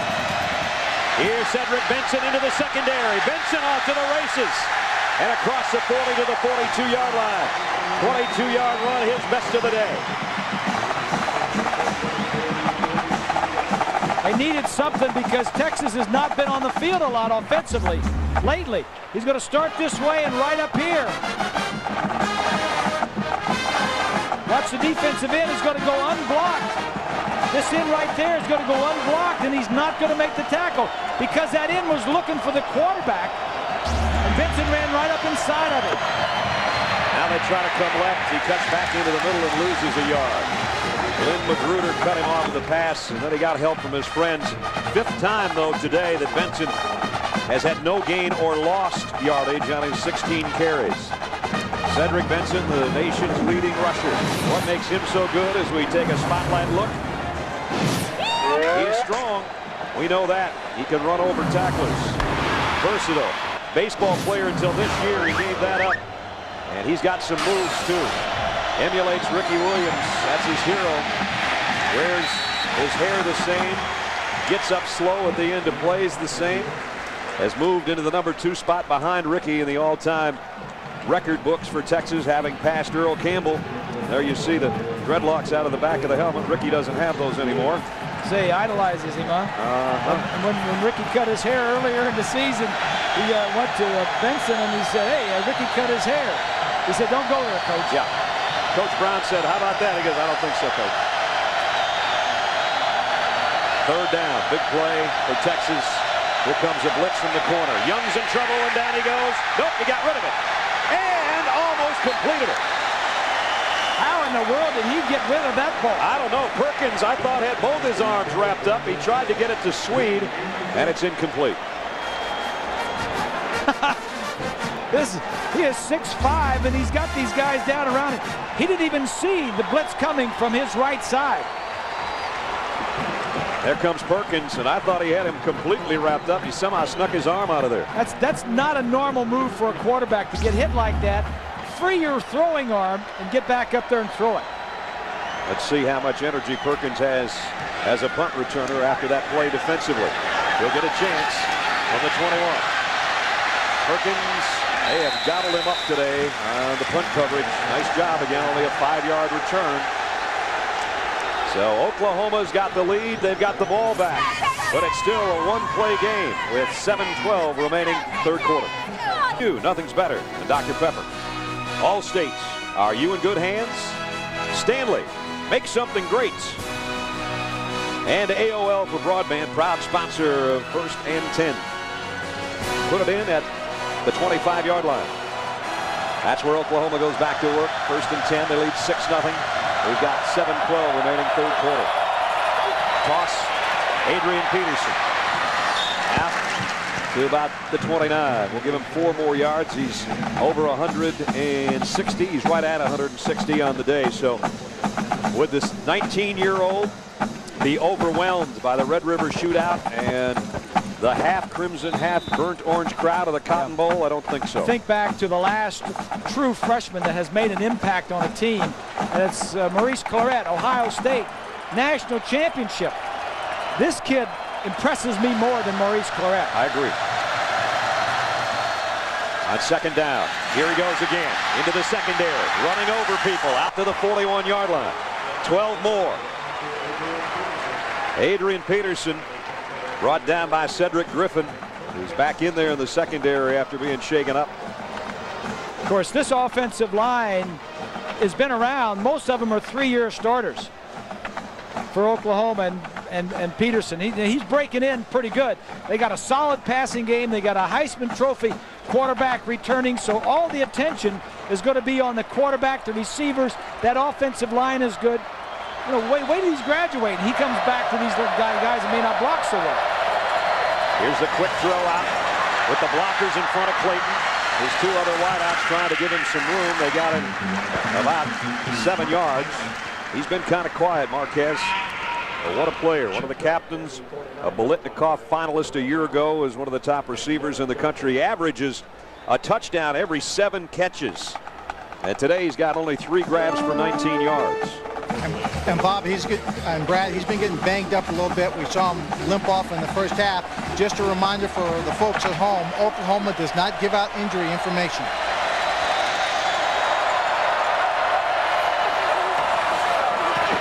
Whoa, what a hit that was. Got to be Derek Johnson. And it was. Man, he's something. 6'4", 235, the senior captain out of Waco, Texas. And he's up for about every defensive award you can look for. The Butkus, the Lombardi, Nagurski, Bednarik, you mentioned it. You talk about it. And now Peterson limping off after that hit. He took a wallop. He did. In the leg. That could be a knee or maybe a thigh, but maybe he'll shake it off. There's his numbers. Incredible. Kewan Jones back in there for him now. On first down, it is Jones. Easy. And Jones, the smaller back of the two, 5'9", 200-pounder. And again, the tackle by Derek Johnson. You know, this offense for Oklahoma has been on the field a lot. The last 2 possessions, they had 25 plays, and they have been on their 30 plays compared to Texas. Only 7 plays that the offense for Texas has been on there. And remember, Texas had a 3-and-out, and they saw that 15-play drive at the end of the second quarter go by. When you add in halftime and all the bands, it's almost like Texas hadn't been on the field offensively for about an hour. I think time of possession, 9 more minutes has Oklahoma had it than Texas. Nice play fake by White. Scrambles and throws on the run. Incomplete. In and out of the hands of Travis Wilson, who was sliding, trying to get that ball that was thrown behind him. And he was open. All he needed to do was just get the ball to him. Jason has not really been on the mark. Let's go back a couple of plays. Adrian Peterson, the hit coming up right there. Oh. And I hope it's a thigh and not a knee. Is it one of those wicked hits? It looked like it was his thigh. He's got a thigh pad there, and it was Johnson that hit him. I don't think he'd be standing up looking that anxious if he was injured too much. But that's something, the longer you stand there, the more it could tighten up. If he bruised it, it's just going to get worse. Texas takes a timeout here with 4:17 remaining in the third quarter. In the Red River Shootout, Oklahoma with a 6-point lead. Greg Robinson, former defensive coordinator of the Kansas City Chiefs, first year with Texas, hoping his team can stop a 3rd and 7 here of Oklahoma at the Horns' 44-yard line. White wants to throw out in the flat and does, and a nice open field tackle again. And it's Aaron Harris. They had man coverage on in the secondary. They hadn't played a lot coming in, but Greg decided we're going to play more man-to-man coverage. We're going to get up in their face. And when you have a screen and you have man-to-man coverage, this is exactly what Harris should do. Get up and cover that back. He likes what he saw on that play. Dibble says, good call, Coach, good call. Ferguson set to punt.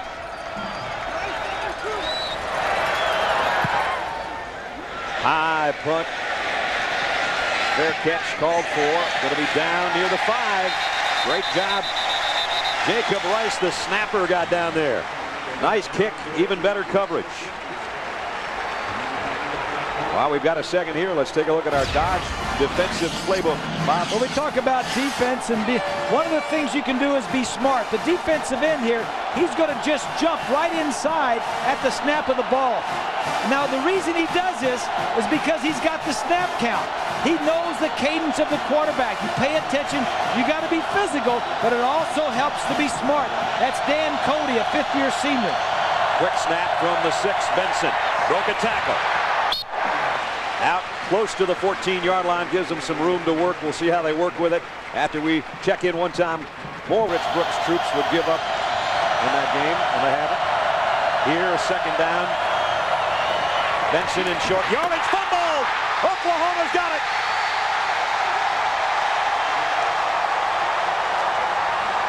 Rodney Poole is the guy that dove in. Benson doesn't give it up very often, but he fumbled it there. Benson put it on the ground 3 times last week. Take a look. Ingram made the hit. Yeah, right there. This is the best field position by far for Oklahoma. He didn't lose those fumbles last week against Baylor, but he fumbled and got them back. This is a thing that haunted Texas last year. 6 turnovers they gave away against Oklahoma. Adrian Peterson's back in at the 24-yard line. Golden opportunity for the Sooners with a fumble recovery. The toss is to Peterson. His wide receivers as blockers. Through the hole and out of bounds. But he got another 13. Just keep the pressure on. Oklahoma keeping the pressure on, or should I say keeping Peterson on. He's the guy that's doing the damage. Career high for Adrian Peterson. A lot of those folks that are all painted in crimson haven't even had a chance to meet the kid yet. Another great run down to the 11-yard line. I think I'd just keep feeding the horse. Why not? You got single coverage out here on the top. Peterson hitting the backfield this time, and it's Derek Johnson. Yeah, you don't want to go anywhere near Derek Johnson. In fact, you want to run away from him, and you can't even do that sometimes. Yeah. And that's what they tried to do there, and he slid through to make the stop. Cedric Benson on the sideline knows there'll be another chance, but will this cost his team a field goal or a touchdown? Or maybe nothing if the Texas defense can clamp down again. 187 yards, which is about what Cedric Benson's been rushing for the last 3 weeks. Only this time it's Peterson with the big numbers. White, plenty of time. Throws in the middle, incomplete. Look out. Is that picked off by Johnson? They have. Derek Johnson's got the ball.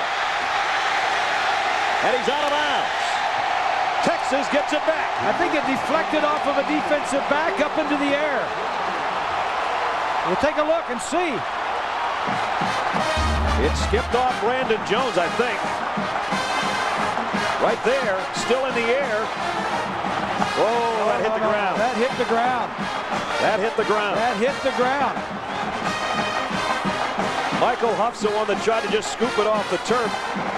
Johnson took it out of midair, but the ball hit the ground before Huff got his hands under it. See, this is where the NFL replay or even the Big Ten replay would straighten that out. As it is, Texas gets a huge break to get the ball. Benson hit in the backfield. But this is the 99th running of the Red River Shootout, and they haven't had replay in any of those, and they got along without it. Ain't going to start now. We did all right without it, and we're going to continue on with it. Now, hopefully, something like that won't impact the outcome of the game. Exactly. I mean, you can overcome mistakes by officials early in the game, but if that's at the very end of the game and it caused the outcome of the game to be altered, that's when you want to correct it. Second down, 11, Texas. Vince Young in the shotgun again. Steps up and throws. This time he completes it out to Nate Jones. And Nate Jones got about 9. It'll bring up third down, a long one coming up. Wednesday on ABC. Check out the show that's being called the best new drama on TV. An all-new Lost. Wednesday at 8, 7 Central. Only on ABC. I got an idea we're never going to find out what Kate did wrong to have those handcuffs on. I'm waiting to find out, too. You know, I mean, they keep going back and teasing you a little bit, you know. Third down, a huge one here. Benson, he got it. Got about 2 off the right side. It looked like one of those old rugby scrums, you know. There was 22 guys lined up within 5 yards of each other. here, not here. Bob and Brad, the fans are still upset about that call, and all it's done is get them more emotionally involved in the game. They're going to make it hard for Young to hear anything going on right now. Well, maybe they ought to do a little play action and throw deep, because they ain't going to matriculate down the field. There's Benson trying to do that, and he does for about 5 across the 40 to the 41, holding on to that football.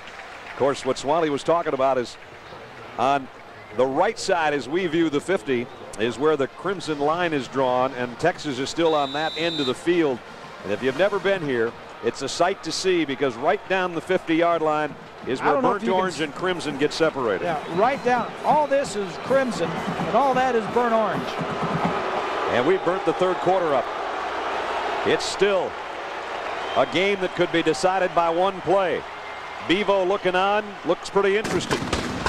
6-0. At least they didn't shoot Bevo. Our presentation of college football will continue after this message and a word from our ABC stations. You're watching ABC Sports Championship Television. For 4 years, Oklahoma has had Texas' number. 4 straight victories in the Red River Shootout have put them in the national spotlight and put disappointment in the hands of Mac Brown and his Longhorns. Can Texas change it all in the next 15 minutes? It's going to take another comeback, because heading into the 4th, they trail 6-0. Bob Stoops trying to win his 5th straight over the Longhorns. A lot of zeros up there for Texas. They have not scored yet, but they've got the ball as we start the 4th quarter. Brad Nessler, Bob Greasy, Lynn Swan, and our ABC crew at the State Fair at Texas in the Cotton Bowl. 99th running of the Red River Shootout, and here's Vince Young running down the sideline. Knocked out of bounds at the 36-yard line. That's what he can do so well. And after 23 yards, it took number 23 to knock him out of bounds. It's a 2-man offense. It's Benson and it's Young. He fakes to Benson, gets a nice block there from Studdard, and he just outruns everybody but the last guy, Poole.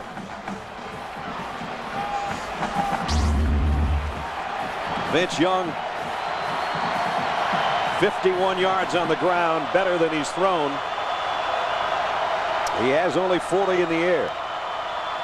Now it's Cedric Benson up the middle. And Benson got 2, maybe 3.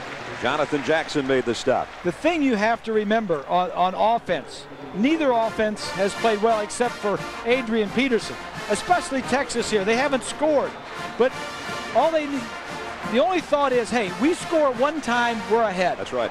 I don't matter what we've done up to this point, going against a good defense. If we score, we're in the lead of this ball game.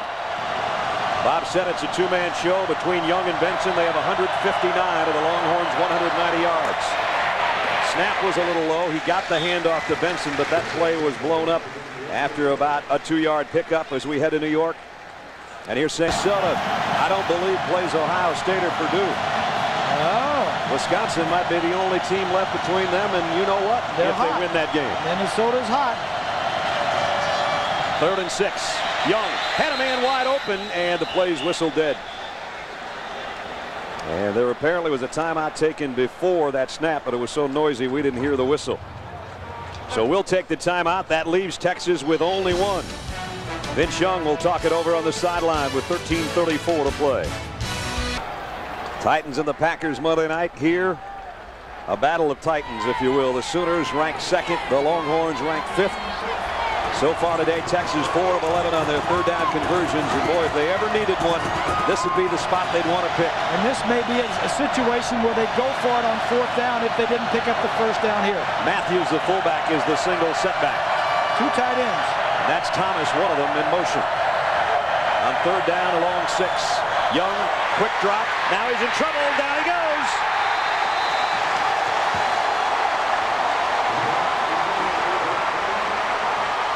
Onyema to get you, and he got it. He's going to get you, and he got it. And that probably takes him out of field goal range. It will. 3rd down. The coverage was there. It made him pull it up, and then the rush got him. Perkins there with the jump that you saw kind of prevented Young from pulling the trigger, and it forces another McGee punt.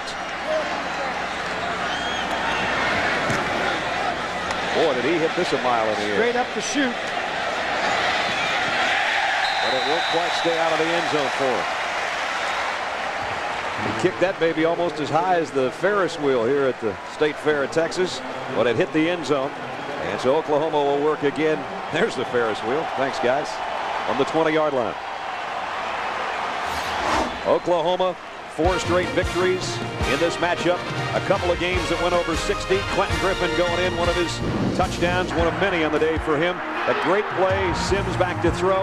Lehman off the deflection for the touchdown in a close game. And Oklahoma by 11 over Texas, and then the route was on last year early and often. Jonathan Jackson interception return for a touchdown, part of a 65-point barrage. Here, it's only 6-0 Oklahoma. But Texas is going to be running out of chances pretty soon. Wow, flag flew in from about 30 yards away from the play as Derek Johnson made the tackle.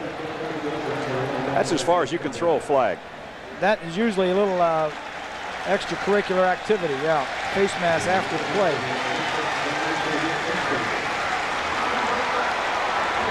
Big penalty there.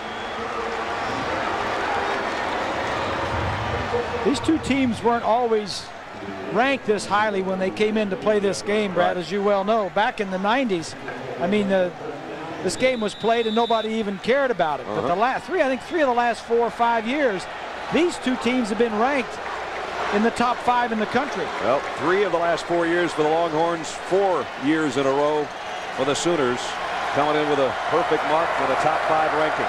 27th time in the series history they've both been undefeated coming into the game. Adrian Peterson, spin move, lost the football, and it's out of bounds.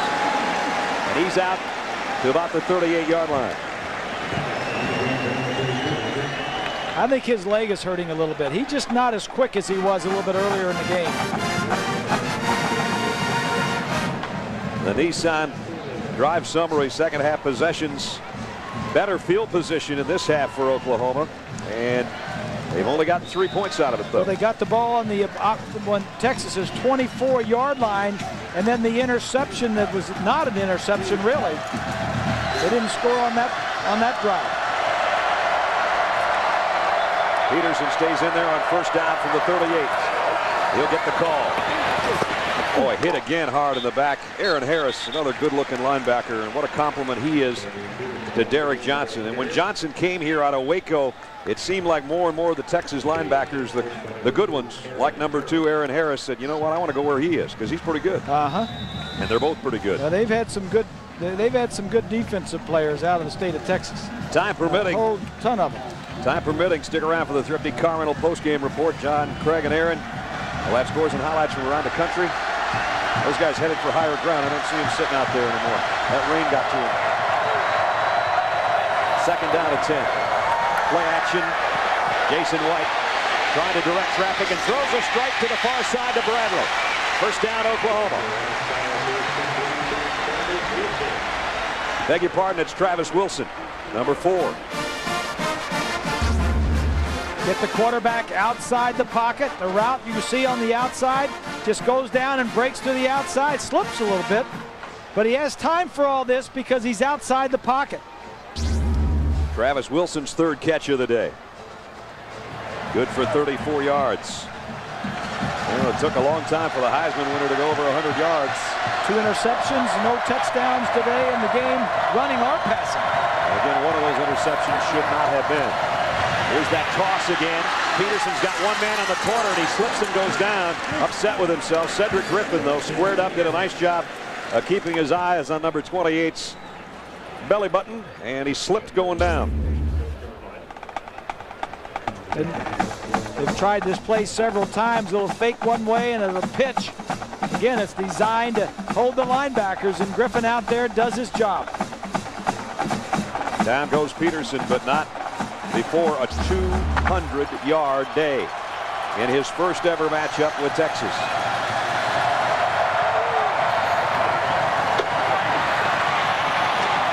Almost lost the handle, now broke a tackle. Down the sideline and out of bounds, but not before he gets to the 27-yard line. I take back what I said about his leg bothering him. You know, he's fast, he's strong, and he's as slippery as a brook trout.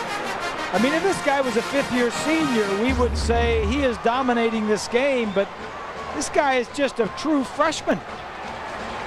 And we watch him, the way he moves, enjoying his balance and strength. He's so young, he's still got things to learn. And one of the great things about having a back like this and a good solid attack late in the close ball game is that you control the clock. And he's got to do that by staying in bounds a little bit more. 219 yards. He gets a breather. Kewan Jones will get the carry this time. Kewan runs into Michael Huff after a pickup of 2 or so. You know, the other thing about Peterson is that he breaks so many tackles. I mean, he doesn't come down with the first guy. And again, I mentioned the guys up front blocking for him. Sims, Carter, and Brown, Jamal Brown, are all fifth-year seniors. Well, Carter's a fourth-year senior. Joseph, the right guard, and Shashan are fourth-year players. So they've all started a ton of games in that offensive line. 2nd down and 8. That ball is right inside the Longhorn 25. Oklahoma leads 6-0. Stretch play to Kewan Jones. Only about a yard more. Derek Johnson, another tackle. And we are down near the 9-minute mark remaining in the ball game. 6-0. You know, if that kid continues to play like this and he plays in Norman for 4 years, you got to wonder if he doesn't have the talent to be one of the all-time greats. And I start thinking, I think the all-time leading rusher in both Division I and 1A is Adrian Peterson from Georgia Southern. How about that if he could pass a guy with the same name? That'd be good. That'd be very good. He hangs around long enough. That's what I was alluding to. 3rd and 6. Got single coverage up the top of the screen. White, quick slant. Got him complete. First down at the 15. It's Will Peoples. Hey, Bob and Brad, one of the big differences in this ball game between Oklahoma and Texas has been on plays just like this. Oklahoma's wide receivers recognize the blitz and are running much better routes, getting in position, allowing Jason White and all of his experience when he reads that blitz, he knows who he should go to, and that receiver's doing a tremendous job of getting open for that short catch, keeping the drive alive, something the Texas receivers have not done all day. First down at the 15. Peterson is back in. He'll get the call. Left side, Peterson inside the 10, still on his feet. Knocked out of bounds inside the 7. Jason White feverishly is trying to fix the shoelace on his right cleat. He looked at the referee, Hal Dowden, earlier as if to say, I need a little help here. This thing's broken. And the ref looked at him and said, I'm sorry, son, you don't call a timeout. You're going to have to go barefoot. Yeah. And he ran that last play with his shoestring dangling, and he had to reach for Peterson. He almost tripped getting it there. Kewan Jones comes back in. Runnels, the fullback, is in front of him. 2nd down and a yard. Kewan Jones, left side, Oklahoma touchdown.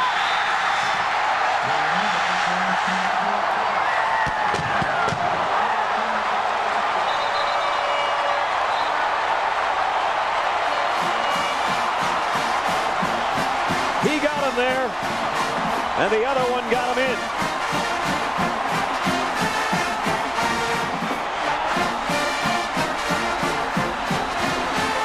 And how nice a luxury is it to have two guys that get along and complement each other so well. One a junior and the sensational freshman who got him close, and Kewan Jones got him in. How about Oklahoma with a running game? Timeout taken. Oklahoma will try the extra point when we come back. Right now, with just over 8 minutes left, they lead 12-0.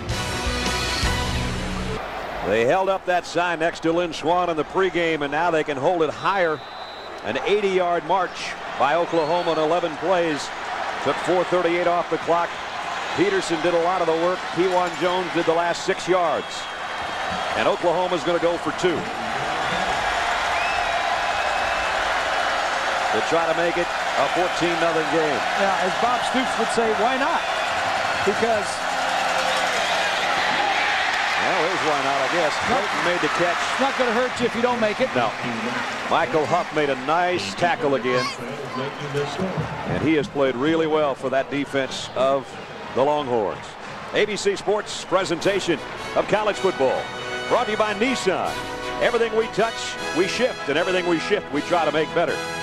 Day after tomorrow, own the biggest event in 10,000 years on DVD on Tuesday. The Hartford Mutual Funds, official corporate partner of the NCAA. And AOL for Broadband, proud sponsor of our First and 10. With Bob Greasy and Lynn Swan, I'm Brad Nessler. This is the Cotton Bowl in Dallas.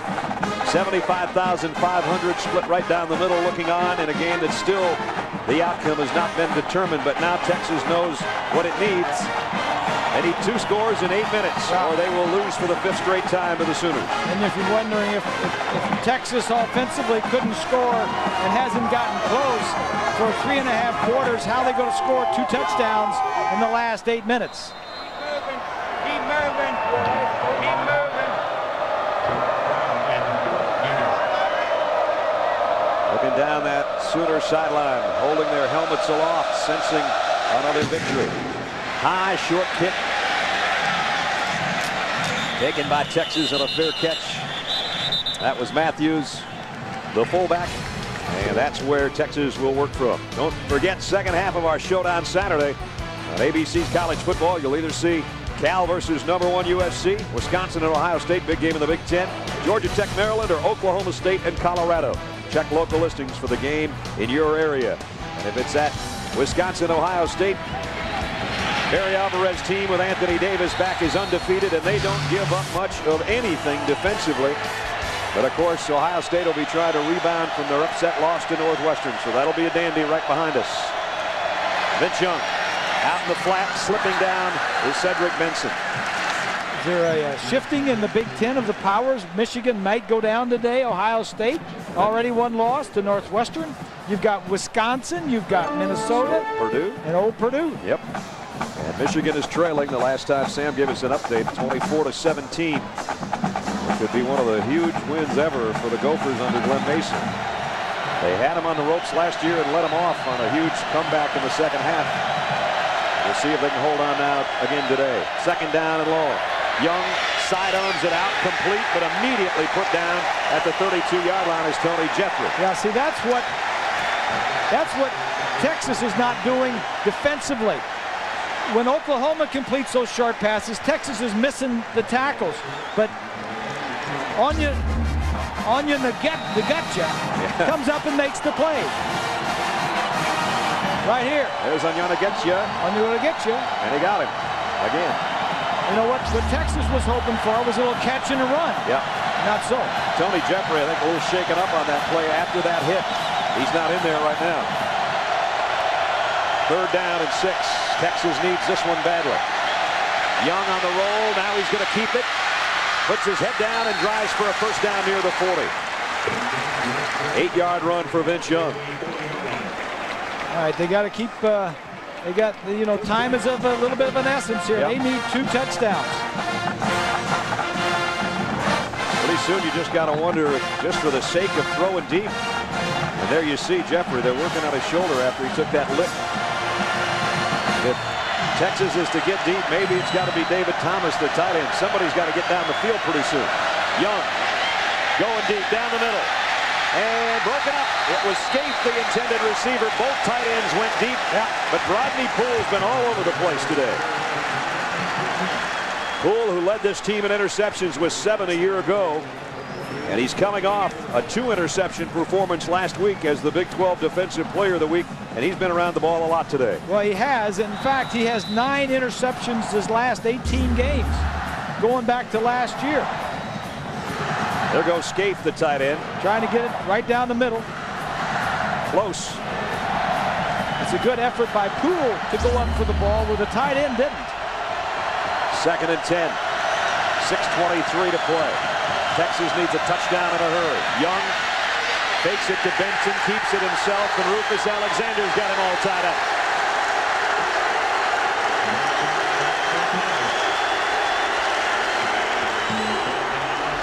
Rufus Alexander Injured in the spring game of '03. Didn't make it back until halfway through last year. And now out there is the starter on the outside, and he's had some big plays today. Now it's 3rd down and 10. Time is running out on the Longhorns. Under 6 to play.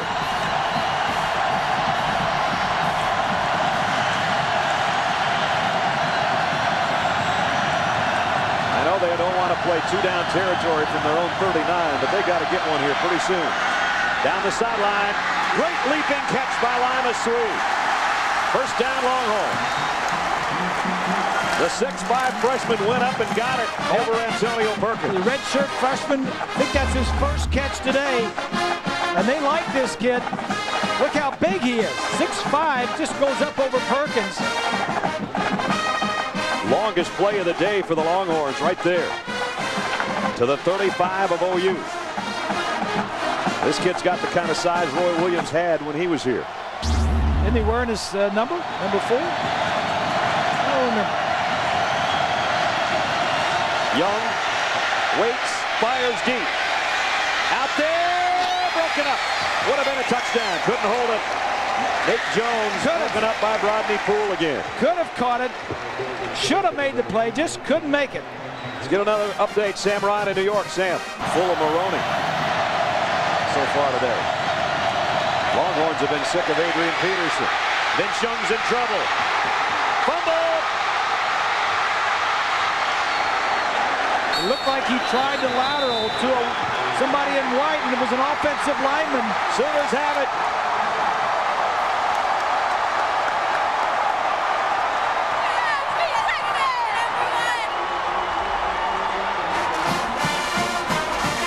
Injured player on the field. I think Clint Ingram came up with the fumble. Perkins comes flying in, flushes Young. There goes the ball. And then there's a mad scramble out. And right about there is where it's recovered. Perkins is the guy that's shaken up on the play on the bottom of that pile right there. Yeah, he didn't. Young never sees Perkins. He hasn't seen that blitzer from the right side all day long. And that's the one that started all the trouble. So Vince Young not having the day he'd hoped for. That's for sure. And who knows, that might be the last chance that he'll get the football. And it might be the last chance for Texas to snap the losing streak against Oklahoma. With Perkins down, we'll take a break. Just under 5 minutes left in the ball game. Sure, a lot of Oklahoma fans are blue looking at Antonio Perkins as we welcome you back to the BCS Spotlight game presented by ADT. They work on the starting cornerback and punt return man. Texas hasn't been shut out in 24 years. That was against Baylor in November of '80. They're shut out right now with 4:58 remaining in the ball game. Kewan Jones on a toss sweep. Kewan Jones trying to hurdle one of his own blockers and tripped himself up. Well, he still got out to about the 47-yard line. And now Kewan a little bit gimpy, checking his leg as he goes back to the huddle. Don't forget, time permitting, John, Craig, and Aaron with the Thrifty Carmel postgame report. We'll have all the scores and the highlights from around the country. And they might have a final from that Big Ten game by the time we're done for you. About 3.5 minutes left of the Minnesota-Michigan game. Here, 4 minutes, 20 seconds remaining. And Oklahoma in front 12-0. Jones again. And again, he's hit. This time by Aaron Ross, knocked him off his pins as he dives out to the 49-yard line. And the rain is starting to come down again. It's been a battle, and you know, Bob Stoops said coming in, we expect a tough bit. This guy's been here, what? This is his 6th year. Yep. And he's been in the national championship game twice in those 6 years. In fact, he won the championship his 2nd year here. In 2000. I think they got a shot at getting back to that game again. I think they've got the offense, the special teams are there, and the defense has certainly played very well here today. Well, he thinks they got a shot to get there, I'll tell you that much. He told us as much. Timeout with 3:32 remaining. That's what they'd like to play for. Still a lot of season left, but this would be a huge hurdle. So far, they're jumping over Texas 12-0. Back at the Cotton Bowl in Dallas, 12-0. Sooners lead. Our Pacific Life game summary. Trey DeCarlo, the Sooners kicker, 22 and 26-yard field goals in this game. The Oklahoma defense has been superb, forcing 3 turnovers, making life rough for Vince Young and company. And then they have number 28. Is he the best to come down the pipe in a while? He might be. The freshman sensation, 228 yards rushing. And it's Oklahoma leading 12-0. They didn't even need the Heisman Trophy winner. Nope. He's in the shotgun right now on a 3rd down and 4.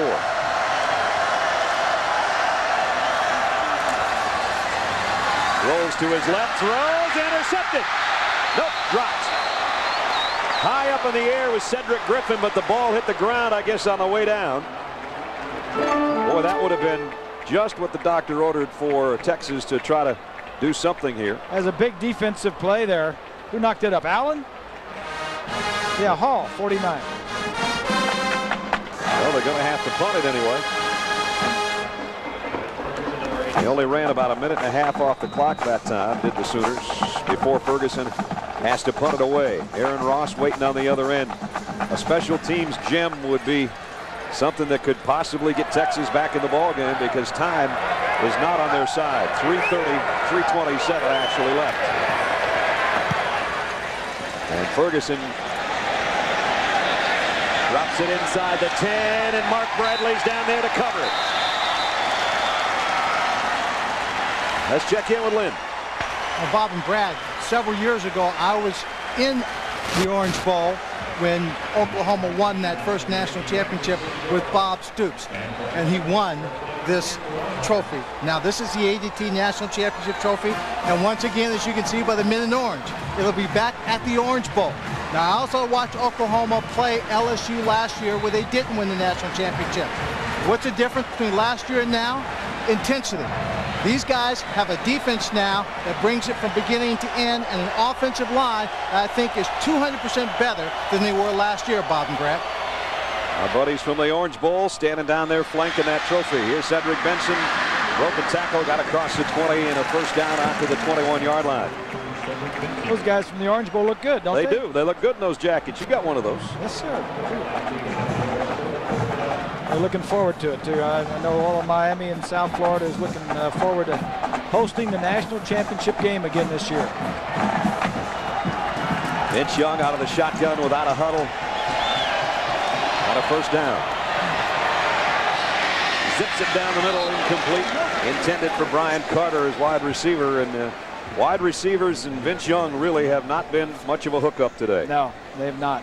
That sidearm motion, I don't know if they're ever going to try and straighten him out or not, but that's the way he likes to throw it. Almost sometimes when he throws it, it's almost like he is decelerating some when he throws it.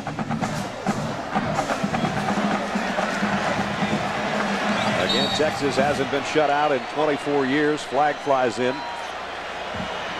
with 2:55 left.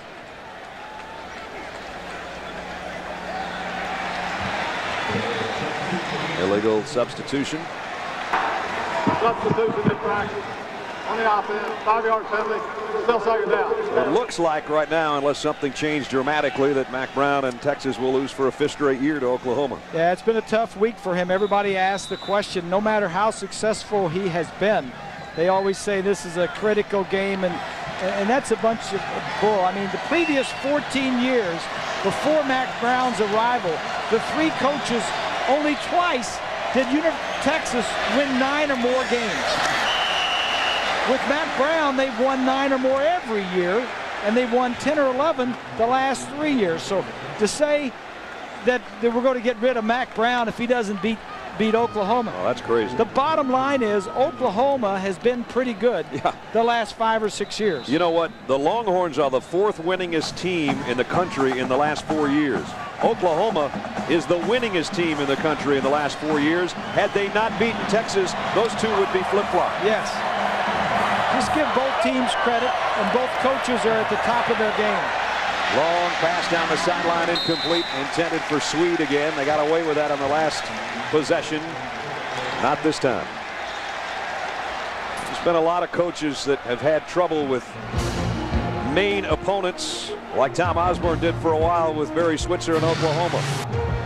Like Phil Fulmer did along the way. Well, he won a championship. He had trouble with Steve Spurrier. So sometimes you just have to survive it and keep pushing forward. Yeah, it's like the Georgia-Florida rivalry. Georgia's won about one of the last 16 of those babies. Yes, Florida's won like 12 of the last 13.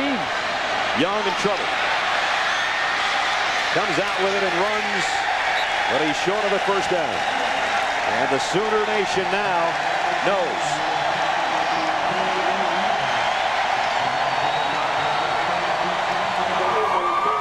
There aren't many games like this anymore, Brad, where you play it on a neutral site.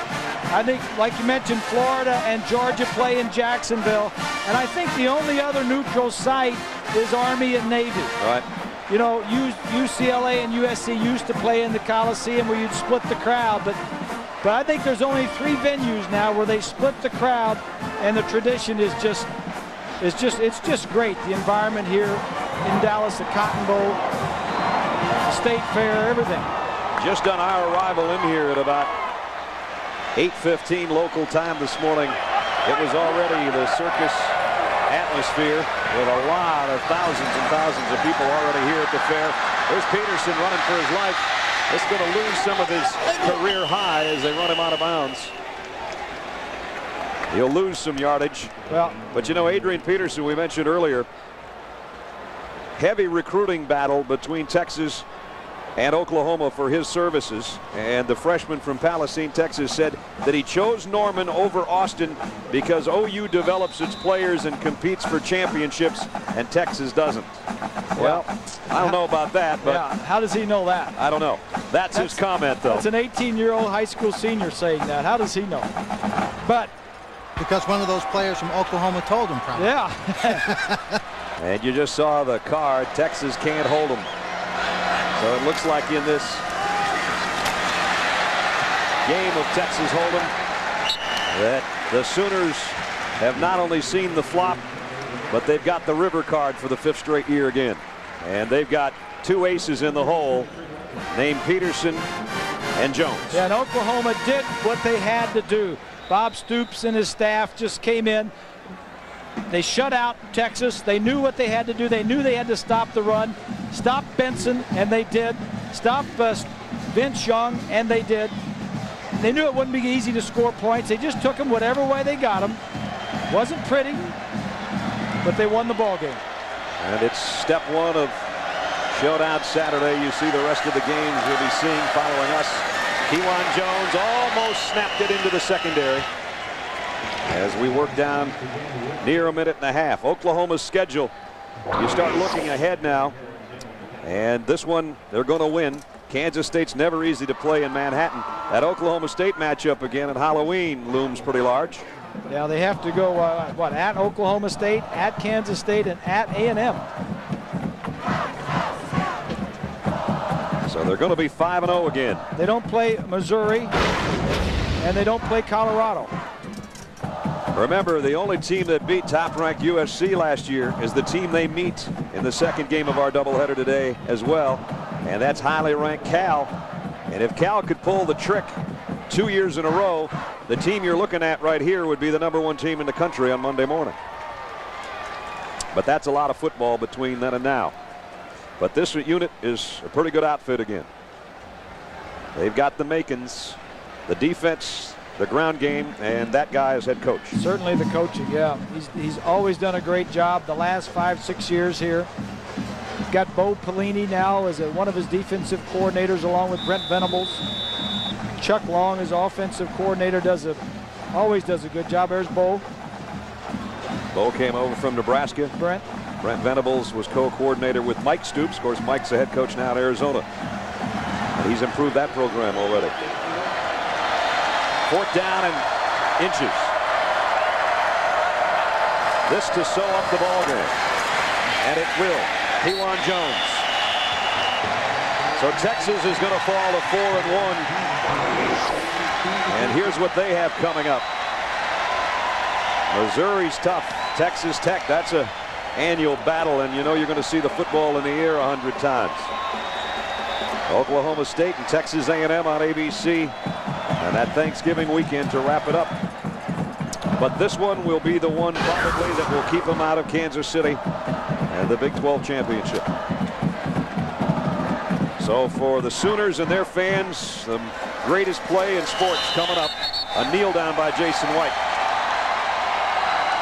Big play in the big house, we understand. Let's check in with Sam Ryan one more time. And Brad, big play in the big house. Minnesota up by 4, less than 2 minutes to go.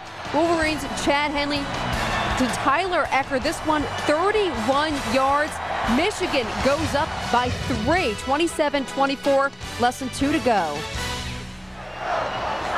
Here we're down to the final play of the ball game. And for the 5th straight year, it'll be Oklahoma a winner over Texas in a hard-fought defensive struggle. A couple of field goals, finally a touchdown for Oklahoma, and now the Sooner Nation celebrates in the Cotton Bowl.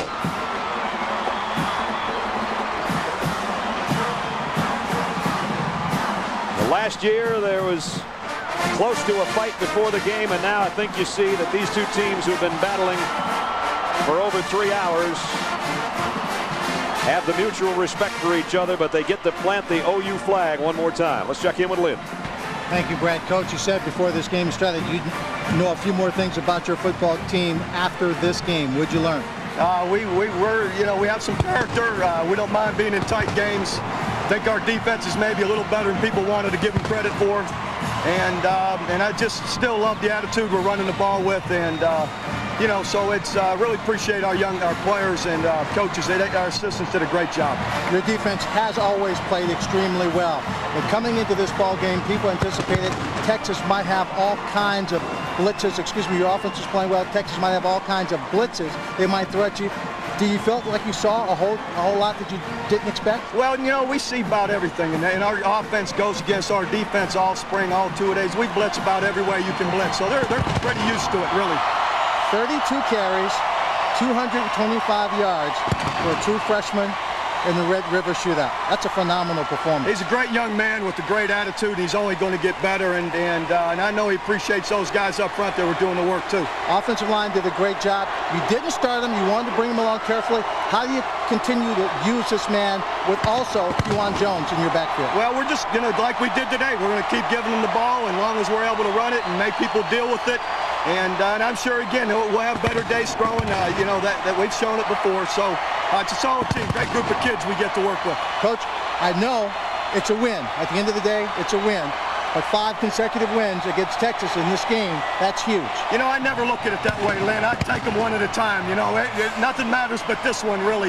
Each season it's its own entity, its own game, and that's kind of how I view them. So we've had some good fortune with the good run here. Texas is a good team. Really played, had a heck of a game today, and so we respect them as well. Coach, as always, a pleasure to talk to you. Appreciate it. A lot better today than last time. That was leaving the field in the BCS title game last year. That's what Coach Stoops is alluding to. The Big 12 South standings now look like this. Oklahoma atop the heap, perfect at 5-0, still the number 2 team in the country, and maybe even higher should Cal upset USC today. Texas falls to 4-1 and 1-1 in conference play. So as Bob Stoops says, this is a stepping stone first to the Big 12 championship and then the national championship. And today's Chevrolet Players of the Game, number 28, the kid whose nickname is AD because he can run all day. Did he ever? Derek Johnson did his best to stop him. He led the Longhorns in tackles, but it wasn't enough. In recognition of their efforts, Chevrolet will make a $1,000 contribution to each university's general scholarship fund. A star is born on the Norman campus, and he did it in style at the Cotton Bowl in Dallas. The 99th Red River Shootout goes to the Oklahoma Sooners. 5 straight wins. They win at 12-0. ABC Sports is online at ESPN.com. Search ABC Sports. For Bob Greasy and Lynn Swan, I'm Brad Nessler saying so long from Dallas. Once again, our final score, Oklahoma 12, Texas nothing. First time Texas has been shut out in 24 years. Now let's head out to the State Fair of Texas to our buddies John Saunders, Craig James, and Aaron Taylor. Fellas. Brad, thanks a lot. So a 12-0 win makes it 5 consecutive years, as you heard Brad say. Last time that happened was almost 20 years ago. But here's a question. USC faces Cal coming up. Some of you will see that here on ABC. Is USC the best team, or did we just watch the best team? Well, you know, as an AP voter, which I am, there are 15 first-place votes out there for Oklahoma right now. I'm one of those voters who has Oklahoma at number 1. I assumed their defense was as good as it was, but what I didn't realize was how good Adrian Peterson was against a very good Texas defense today. What a different story it was this year. Oklahoma running the ball, being able to establish the line of scrimmage. Those guys absolutely wore the Texas defense out. Derek Johnson, great linebacker, flying over the place, but he was not enough to get it done. Oklahoma wore those boys out. You mentioned Adrian Peterson. This guy had a game like you dream about. Whether you're a senior or a sophomore or junior, no matter what, you don't think about this as a freshman, though. He came out running. They got the ball to him. Over 200 yards rushing for Adrian Peterson. And he broke tackles. This wasn't like he was running free and clear. Texas defense had a good strategy, but Peterson broke tackles, and that was the key in this deal. It wasn't like he had freebies. I mean, this was breaking and running hard. That set the tempo for the rest of those big guys up front. I love it. As an offensive lineman, you kill to block for a back like that. He makes it fun to play offensive line. He is awesome. Do you remember which one of us picked Texas to win this game? Yeah, I think he said Texas. I said it was with an F. With an F. With an F. In a moment.